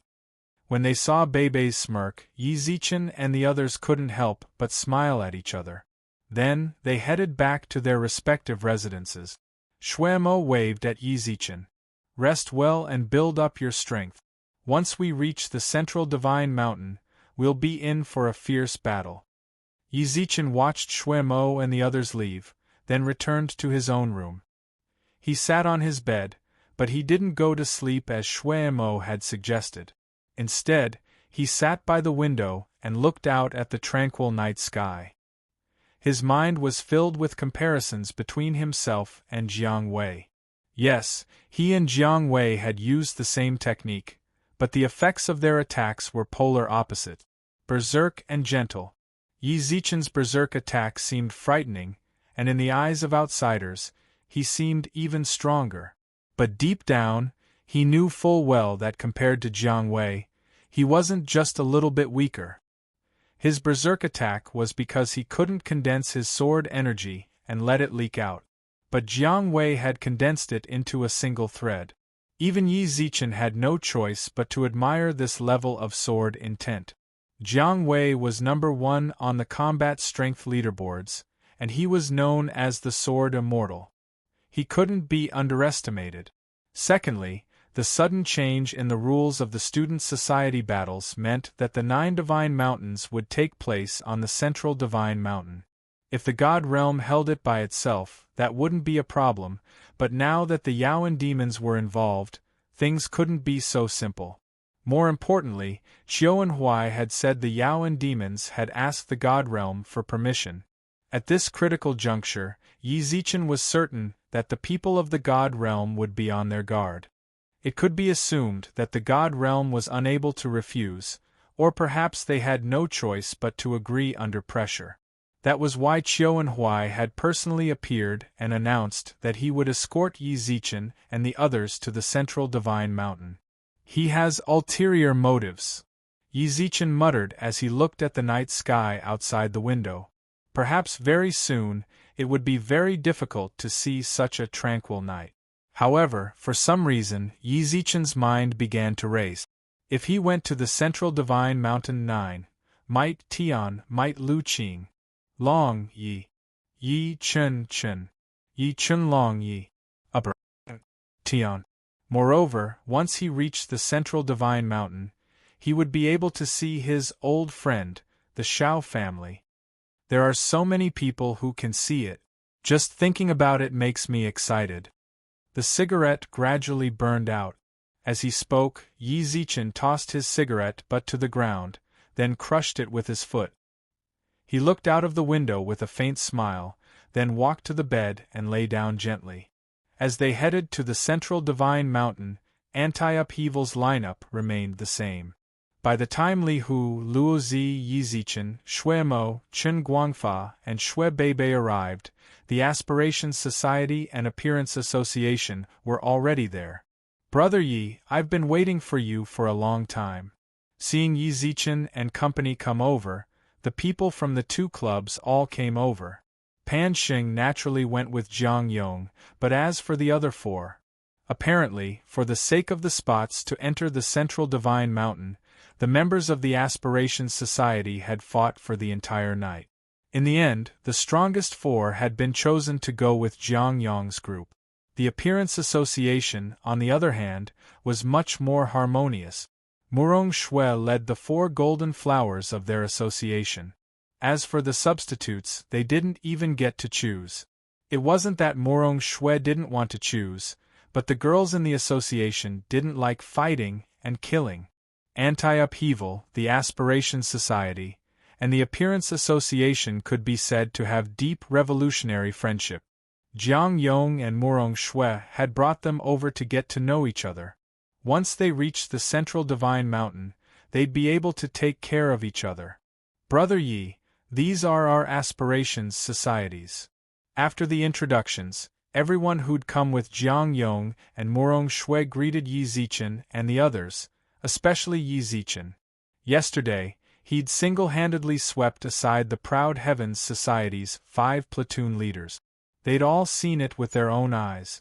After that battle, they'd already begun to view Yi Zichen as an equal to Jiang Wei. Right, Brother Yi, did you know that our Academy's combat strength leaderboards were updated last night? Jiang Yong put his arm around Yi Zichen's shoulders and winked. Guess what your ranking is? I'm on the leaderboards? Of course. You were so fierce yesterday. How could you not be on the leaderboards? Guess what your ranking is? 4th. Before Yi Zichen could guess, Murong Shui said in exasperation, just look at his winking face. Just now, he was so smug about how Zichen's ranking wasn't as high as his. You didn't see his schadenfreude. What do you mean schadenfreude? Jiang Yong argued. I'm not. Yi Zichen knew what kind of person Jiang Yong was, so he didn't care too much. What surprised him, though, was that he directly entered the top 5. It's your first time on the leaderboards, and you're already in the top 5? Platoon leader Yi, you're too terrifying, said Luo Zi speechlessly. I know, right? Jiang Yong, why are you laughing at my misfortune? Zichen's already in 4th place, and he's only made one move. Once we get to the central divine mountain, you'll be overtaken, said Murong Shui. I'm not laughing at your misfortune. Jiang Yong straightened his neck, but before long, he sighed inexplicably. But you're right. I'm afraid Brother Yi will soon surpass me. It took me more than 10 years to climb to 3rd place. Compared to Brother Yi, it's quite sad. Don't be so sentimental. Murong Shui glared at him. Just as Anti-Upheaval, the Aspirations Society, and the Appearance Association were chatting merrily, another student walked into the arena. As soon as they appeared, Yi Zichen and the others sensed an aura envelop them. When they turned around, they saw that it was the Grizzly Bear Society. Chapter 1285. Pang Jing admits defeat, Grizzly's men. The members of the Aspirations Society whispered among themselves. The appearance of the Grizzly Bear Society had changed the harmonious atmosphere. The members of the 3 clubs stopped talking at the same time and looked at the grizzly bear who was walking towards them. Li Hu's hand went to the back of his waist, where he kept his battle axe. They're all here. Pang Jing walked over with a wide smile and smiled at Yi Zichen and company. As he spoke, he even extended his hand. Seeing this, Li Hu was just about to pull out his axe when he saw Pang Jing place his hand in front of Yi Zichen. We may have had our differences in the past, but now that we're all heading to the Central Divine Mountain, we're bringing glory to both the Northern Divine Mountain and Skyspan Academy. I hope that all of you can let go of your past grievances and unite against an outsider. In that mellow laughter, his gaze was also very sincere. Yi Zichen, Shui Mo, Jiang Yong, and Murong Shui couldn't help but frown. They knew full well what kind of person Pang Jing was. Letting go of past grudges so easily wasn't something he could do. As for Di Long, he was clearly the leader of the Proud Heavens Society. Why was he here with the grizzly bear? Surprised, right? Noticing their gazes, Pang Jing took half a step back and gave way to Di Long. Di Long recently left the Proud Heavens Society and joined our Grizzly Bear Society. This is so that we can send our most elite forces to the Central Divine Mountain. As you all know, we'll be facing the geniuses of the various Divine Mountains, as well as experts from the Yao and Demon realms. Di Long is 4th on the power level leaderboard. No, he's 5th now. 4th place went to Brother Yi. However, Di Long is still our Academy's top-notch combat power. It would be a pity if he doesn't participate. I have to congratulate Brother Yi for entering the combat power ranking and entering the 4th rank. This is even more dazzling than Jiang Wei at that time. The current Pang Jing was like a completely different person, or rather, he hadn't changed at all. He had always appeared to be a righteous, honest, tolerant, and humble person in the outside world. However, after encountering Yi Zichen, a series of events had caused his character to crumble. Now, he had returned to his previous persona. Di Long nodded, then looked at Yi Zichen and the others. Brother Pang is right. This is the result of our discussion last night. I hope that everyone can let go of their grudges and take care of each other. The surrounding people's gazes were still unfriendly, but Yi Zichen merely smiled and swept his gaze over them, then nodded. Of course, that's good. Besides, I don't have any enmity towards you in the first place. If you can let it go, everyone will be happy. When we go to the Central Divine Mountain in the future, we'll all be on the same side. We should look out for each other. I'm relieved to hear Brother Ye's words. Pang Jing smiled gently. Then we won't bother you any longer. You can continue. The grizzly bears took the initiative to leave the area to Yi Zichen and the others. After they left, Shui Mo furrowed her brows. You believe them? Do you believe it? Yi Zichen naturally didn't believe it. A person's personality was the truest when he was angry. Pang Zheng and Di Long had both destroyed their personas when they were angry, but now they suddenly became good people again. Believe? Only an idiot would do that. However, you couldn't slap a smiling face. Di Long had joined Pang Zheng's society, and they were heading to the Central Divine Mountain. Then, the two of them had suddenly changed their attitudes and taken the initiative to admit defeat. Even if they were plotting something, this wasn't the time to bicker over it. Don't worry about whether or not they're telling the truth. Pang Zheng is right. Once we reach the Central Divine Mountain, we'll all be on the same side. Besides, they took the initiative to admit defeat. How could I possibly slap them in the face? On the surface, it's fine. As for private matters, so long as we don't let outsiders provoke us, no matter what schemes they have, they won't be able to do anything. Zichen's right. Momo, let's just listen to him, said Morong Shui. Humph, a hypocritical smiling tiger, snorted Li Hu, rolling his eyes. In short, Pang Zheng taking the initiative to get on their good side had some effect, but it wasn't enough to make Yi Zichen and the others accept him. In truth, Pang Zheng had never considered it that way. He simply had to do it, he had no other choice. The Grizzly Bear Society's situation was rather awkward. The navigators weren't their allies. Originally, he'd thought that if the Proud Heavens Society could trample over anti-upheaval and reach the Central Divine Mountain, their alliance would be stronger than the Aspirations Society and the Appearance Association. As for Jiang Wei of the Navigators, he couldn't do much against the Grizzly Bear Society and the Proud Heavens Society. Even if he was strong, Pang Zheng knew he wasn't his match. However, no matter how tyrannical he was, he could still challenge the alliance of two top student societies. However, the Proud Heavens Society had lost, and thoroughly at that. After this battle, he realized just how tyrannical Yi Zichen was. Furthermore, the Aspirations Society, Appearance Association, and Anti-Upheaval's alliance made his Grizzly Bear Society's situation even worse. Continuing to oppose them would only bring them harm, not benefit at all. They might as well give in and wait until they reached the Central Divine Mountain before making other plans. A few minutes later, the navigators arrived as well. As soon as they arrived, they found a place to rest. They didn't interact with anyone else. Jiang Wei was dressed in black robes and clutched his rusted sword. His expression was as proud and aloof as ever. He leaned against a tree trunk and didn't look anyone in the eye. This Jiang Wei really is arrogant, snorted Li Hu. He's an expert after all. It's hard not to be a little arrogant. Yi Zichen patted Li Hu on the shoulder, then glanced at Jiang Wei discreetly. His performance the day before had been carved into Yi Zichen's heart. At that moment, several figures appeared in the air above the arena. Their leader was Skyspan Academy's Vice Dean, Qiuanhui. He was accompanied by a dozen or so others. All of them stood in the air, and their auras were extraordinary. Why are there so many people? Chen Guangfa looked up at them and was speechless. Could it be that they want to go to the Central Divine Mountain with us? Is there a need for that? We're just going to compete, not fight a war.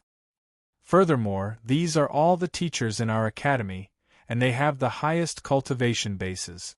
If they leave, our academy's strength will be halved, said Dai Xiaoyu of the Appearance Association.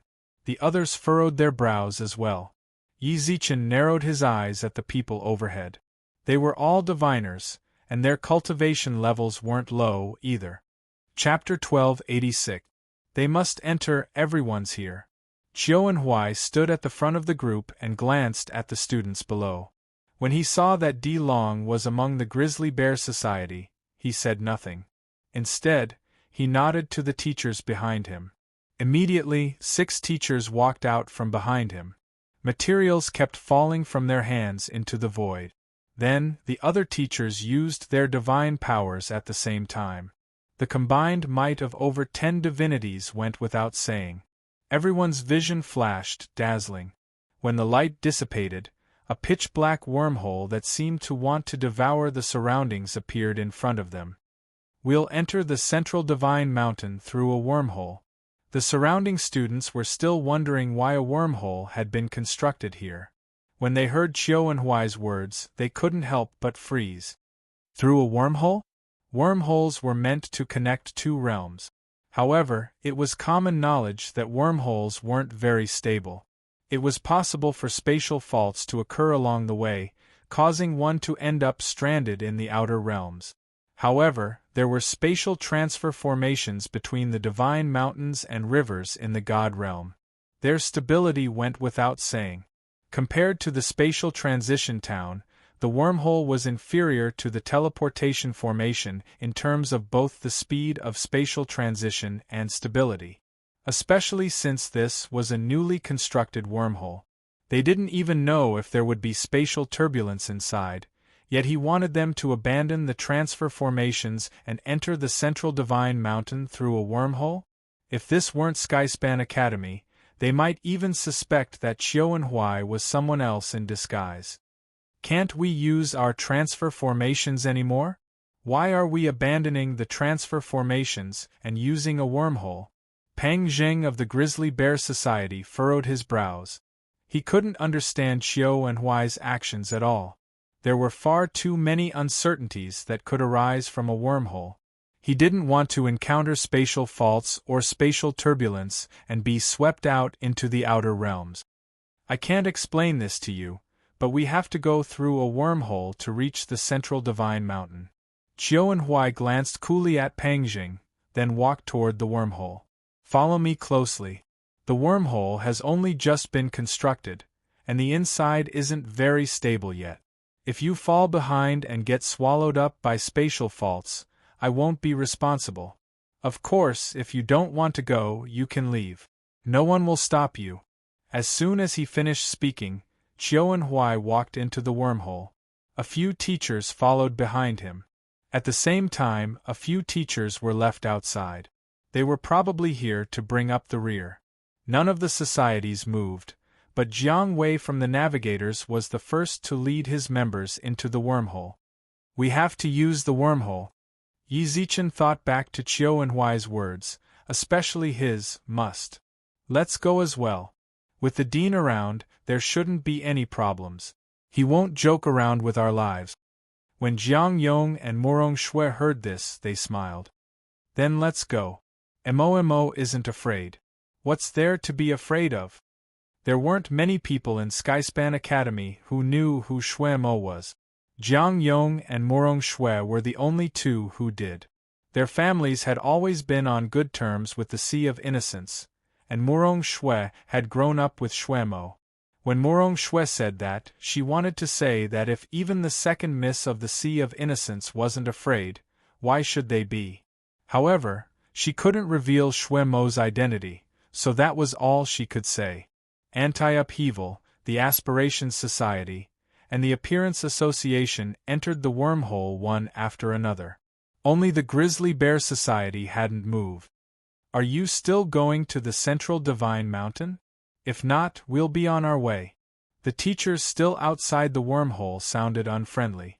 They'd worked together to set it up. Although they didn't dare say it was 100% stable, they were confident. They'd all gone in, except for the Grizzly Bear Society. They didn't trust their wormhole design skills. Or did they think they were precious? Were they afraid of death? Society head, are we going in? The Grizzly Bear Society leader gulped as he watched the wormhole devour everything around it. It wasn't just Pang Zheng. The other leaders didn't want to go in either. Or perhaps it was better to say that birds of a feather flocked together. Pang Zheng's friends were just like him. Are we going in or not? The teachers outside urged once more. Pang Zheng stared intently at the wormhole, then gnashed his teeth. We'll go through the spatial transfer formation. Humph, why didn't you say so earlier? You wasted so much of our time. If you want to go through the Central Divine Mountain, go straight to the Divine Martial Academy. I wish you luck. After leaving such a sentence, the teachers outside walked into the wormhole. Pang Zheng watched as the wormhole disappeared, his expression unsightly. He knew that his decision had left a bad impression on Qiuanhui and the other teachers, but go through the wormhole? My life isn't that cheap.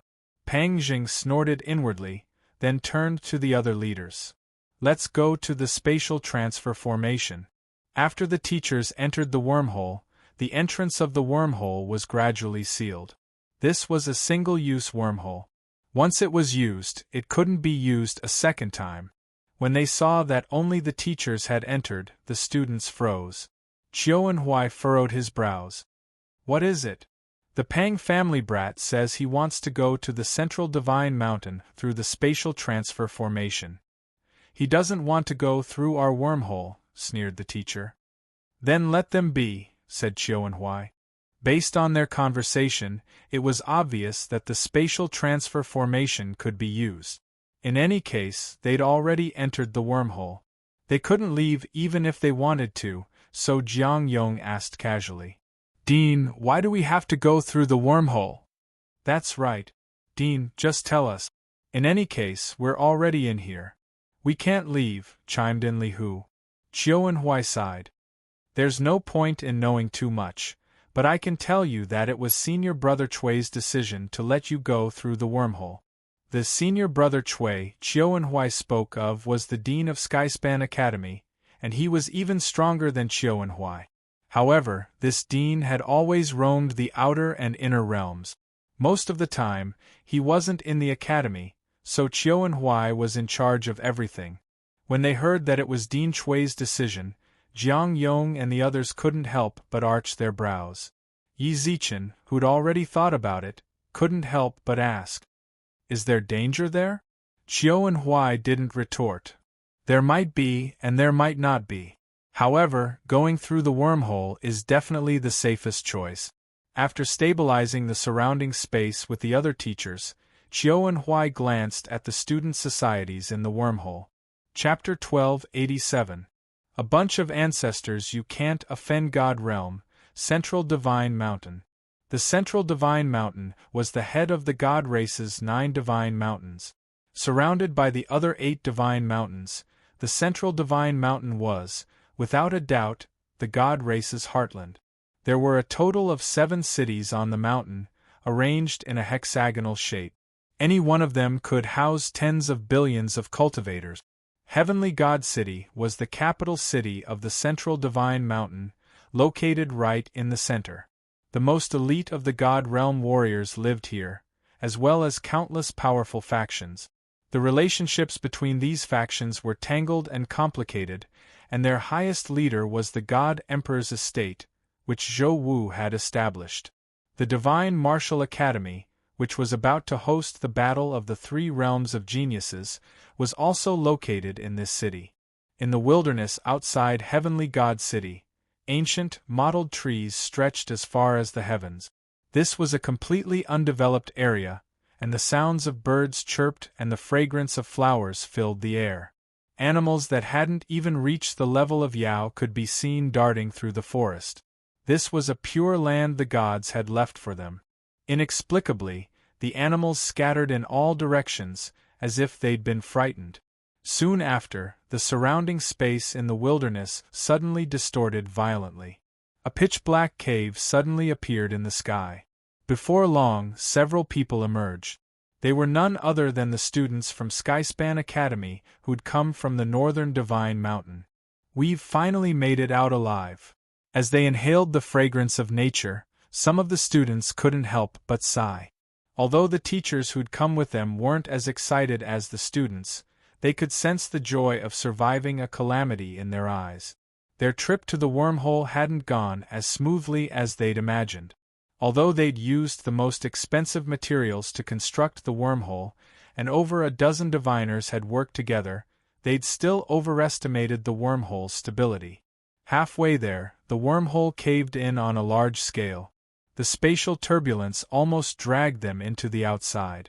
Fortunately, Qiuanhui, a ruler-level expert, managed to stabilize the wormhole and prevent anyone from getting sucked into the turbulence. After emerging from the wormhole, Qiuanhui didn't lead the students any further.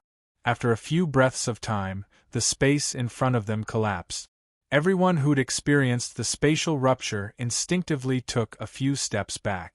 Not long after, a red-haired brawny man walked out from the collapsed space. His appearance instantly raised the surrounding temperature by several times, and everyone felt a wave of heat assaulting their faces. Beside him was a middle-aged man with a mustache and a smile that resembled the Maitreya Buddha. "Old Chiu, you've made us wait for a long time." The mustached man smiled and took a few steps forward. There was a hint of reproach in his eyes. From his tone, it could be heard that he and Chiu and Huai were old acquaintances. There were some problems in the middle. Chiu and Huai smiled. "I don't care. Anyway, you made me and Vulcan wait for a few days. Shouldn't you make it up to us?" "Yes, yes." Chiu and Huai shook his head with a smile and said, "But before that, bring us to the Divine Martial School. Us students have just experienced a little trouble, we have to let them rest well." "Of course." The mustachioed man smiled faintly. He made a grabbing motion toward the sky and took out a brush. He dipped his brush in the air and drew several strokes in the air. Several eights appeared in the sky, then the mustachioed man sent the brush back into the void. "Take a seat. My calligraphy will take you directly to the Divine Martial School. Someone will arrange accommodations for you there." What kind of divine ability was this? Yi Zichen and the others stared at the translucent eights in a daze. They never would have guessed that this kind-looking mustachioed man was actually a ruler-level expert. Chiu and Huai nodded at the students. Yi Zichen and the others didn't suspect anything and stepped onto the characters. "Little friend?" Just as the students and teachers were about to step onto the characters, the mustachioed man suddenly reached out his hand. Everyone looked at him and realized that he was pointing at Yi Zichen. Shui Mo and the others arched their brows in surprise. Yi Zichen pointed at himself in confusion. "Me? That's right, little friend." The mustachioed man nodded. "I don't have any words for you. Stay here. I'll take you somewhere in a bit." Yi Zichen was a bit confused, but he still stepped off the characters. As soon as he did, he discovered that it was just as the mustachioed man had said. If he weren't included, those characters would be enough to get everyone else to leave. "Senior, where are you taking Yi Zichen?" The mustached man furrowed his brows, but when he saw the faintly discernible mark on Shui Mo's forehead, his furrowed brows instantly relaxed. He wanted to laugh, but he didn't want to embarrass himself. "I naturally wouldn't harm him. Besides, your dean is with us. What's there to worry about?" Seeing this, Chiu and Huai inexplicably wanted to laugh. He was certain that the mustachioed man had figured out Shui Mo's identity. In truth, ruler-level experts like them could ignore even the heirs of large clans. Any ruler was worthy of the world's reverence, but the Shui family's daughter was an exception. Not because of his father, but because the Sea of Innocence had Zhao Qianhe. "What are you standing around for? Hurry up and send the Shui family's 2 ancestors away," transmitted the mustachioed man through narrowed eyes. Chiu and Huai glanced discreetly at the mustachioed man, then nodded. "Go to the Divine Martial Academy. I did leave Yi Zichen behind for some business. Once I'm done, I'll send him back to the academy to meet up with you." Shui Mo nodded, then rode the mustachioed man's characters and disappeared into the sky. The mustachioed man let out a long sigh. "Why are the Shui family's 2 ancestors here as well? Oil Chiu, you've got guts. Don't you know what's behind the battle of geniuses? If something happens to them, won't that ancestor cut off your head? If I told you it was that ancestor's doing, would you believe me?" said Chiu and Huai helplessly. "Really?" The mustachioed man froze. Yi Zichen stood to the side, completely befuddled. His heart tightened with curiosity. Although he knew that these people were all extraordinary experts, and as a junior, he ought to serve them well. "Seniors, what are you talking about?" "Unruly. Why were youngsters nowadays so unruly? But so what? This was an ancestor he couldn't afford to offend. The mustachioed man felt like he was being stifled as a ruler. He shouldn't have come here. He should have sent someone else to serve these ancestors. Chapter 1288. Someone's missing? The Lady Providence? Judging from the way she addressed him, he was absolutely no ordinary person. Wasn't that just nonsense? If even rulers called her Lady Providence so reverently, it would be strange if she was an ordinary person. As far as Yi Zichen could remember, there was only Lady Providence. Of course, there was also the Queen Mother. But the Queen Mother should still be down there. Could it be that the person looking for him really was Lady Providence? Although Yi Zichen was curious, he didn't ask any more questions. He could sense that the mustached man didn't particularly want to talk to him. However, he kindly set up a seal around himself to keep the red-haired man's heat at bay. The red-haired man also intentionally restrained the heat around him in order to make Yi Zichen feel more comfortable. These experts are all good people. The scenery around them changed. Roughly an hour passed. Heavenly God City was the God Emperor's capital, so the skies above it were forbidden to fly. However, when the guards saw the mustached man, they didn't dare stop him. They simply allowed him to fly. When they arrived in front of a courtyard, the mustached man stopped and slowly landed on the ground. The Lady Providence is waiting for you inside. It's not convenient for us to go in, so we won't be sending you in. The mustached man smiled at Yi Zichen, then glanced meaningfully at the red-haired man and Qiuan Huai. The three of them left Yi Zichen in the lurch. Why did they leave in such a hurry? Yi Zichen glanced speechlessly at the direction they'd left. However, he didn't immediately enter the courtyard. Instead, he circled around it a few times. This wasn't a busy city. Finding a place like this in such a crowded and bustling city was no easy task. There was a very high-level restriction around the house that completely sealed off the entire house. Even though the outer walls were less than 2 meters tall, it was still impossible to see anything inside the house if one looked over the walls. As for who this courtyard belonged to, Yi Zichen had no way of knowing, because there was no sign above the gates. They've already left. It's fine if I don't go in, right? Yi Zichen licked his lips. He wasn't familiar with the city, and he had no idea where the Divine Martial Academy was. Furthermore, the person looking for him was definitely an incredible figure. He figured he'd better not try anything funny and just go in. Just as Yi Zichen was about to push the door open, a beautiful figure suddenly flashed through the corner of his eye, but even though it was just a glimpse, his action of pushing the door stopped there. He gave up on the idea of pushing the door open and ran out of the alley. Xianji, do you think this is okay? In a house just separated by a wall, a graceful woman dressed in plain clothes asked cautiously. There was a woman sitting in the pavilion in front of her. The woman was dressed in white and her eyes were filled with helplessness. It's just meeting our son. Isn't it fine as long as you don't wear anything too revealing? You've asked me dozens of times, and you've changed all the clothes in my house. Don't tell me you're not satisfied with any of them? I'm just a little nervous. Zichen, we haven't seen each other for 100 years. The woman who said she was a bit nervous was none other than Yi Zichen's mother, Yi Rong. The person she'd asked so impatiently was also known as the number one figure beneath the God Emperor. She was the supreme leader of the profound pavilion, Lady Providence, Xianji. You're the mighty Lord of 7 stars, yet you're nervous? Why didn't you feel nervous when you were teaching those diviners a lesson in the Saint Palace? Xianji curled her lips in exasperation. This outfit is fine. Don't go back and forth. I don't have many clothes left, and your precious son is almost here.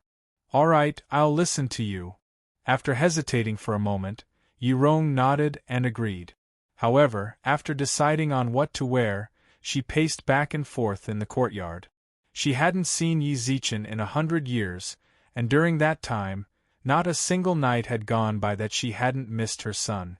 Now, she was about to reunite with Yi Zichen. She couldn't contain her excitement. The mighty Lord of 7 stars. Xianji couldn't help but shake her head and sigh, but she said nothing else. She could understand Yi Rong's feelings.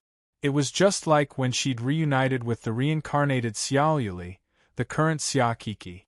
She'd felt the same way. They'd reunited after such a long time, let alone a relative. That's not right, said Xianji with a frown. Given their speed, they should have arrived by now. Why haven't they arrived yet? Xianji calculated the time and frowned. They couldn't have run into trouble on the way, could they? Said Yi Rong worriedly. My goddess of 7 stars, this is the capital of the imperial capital. Even the Yao and demon emperors wouldn't dare cause trouble here. What kind of trouble could there be?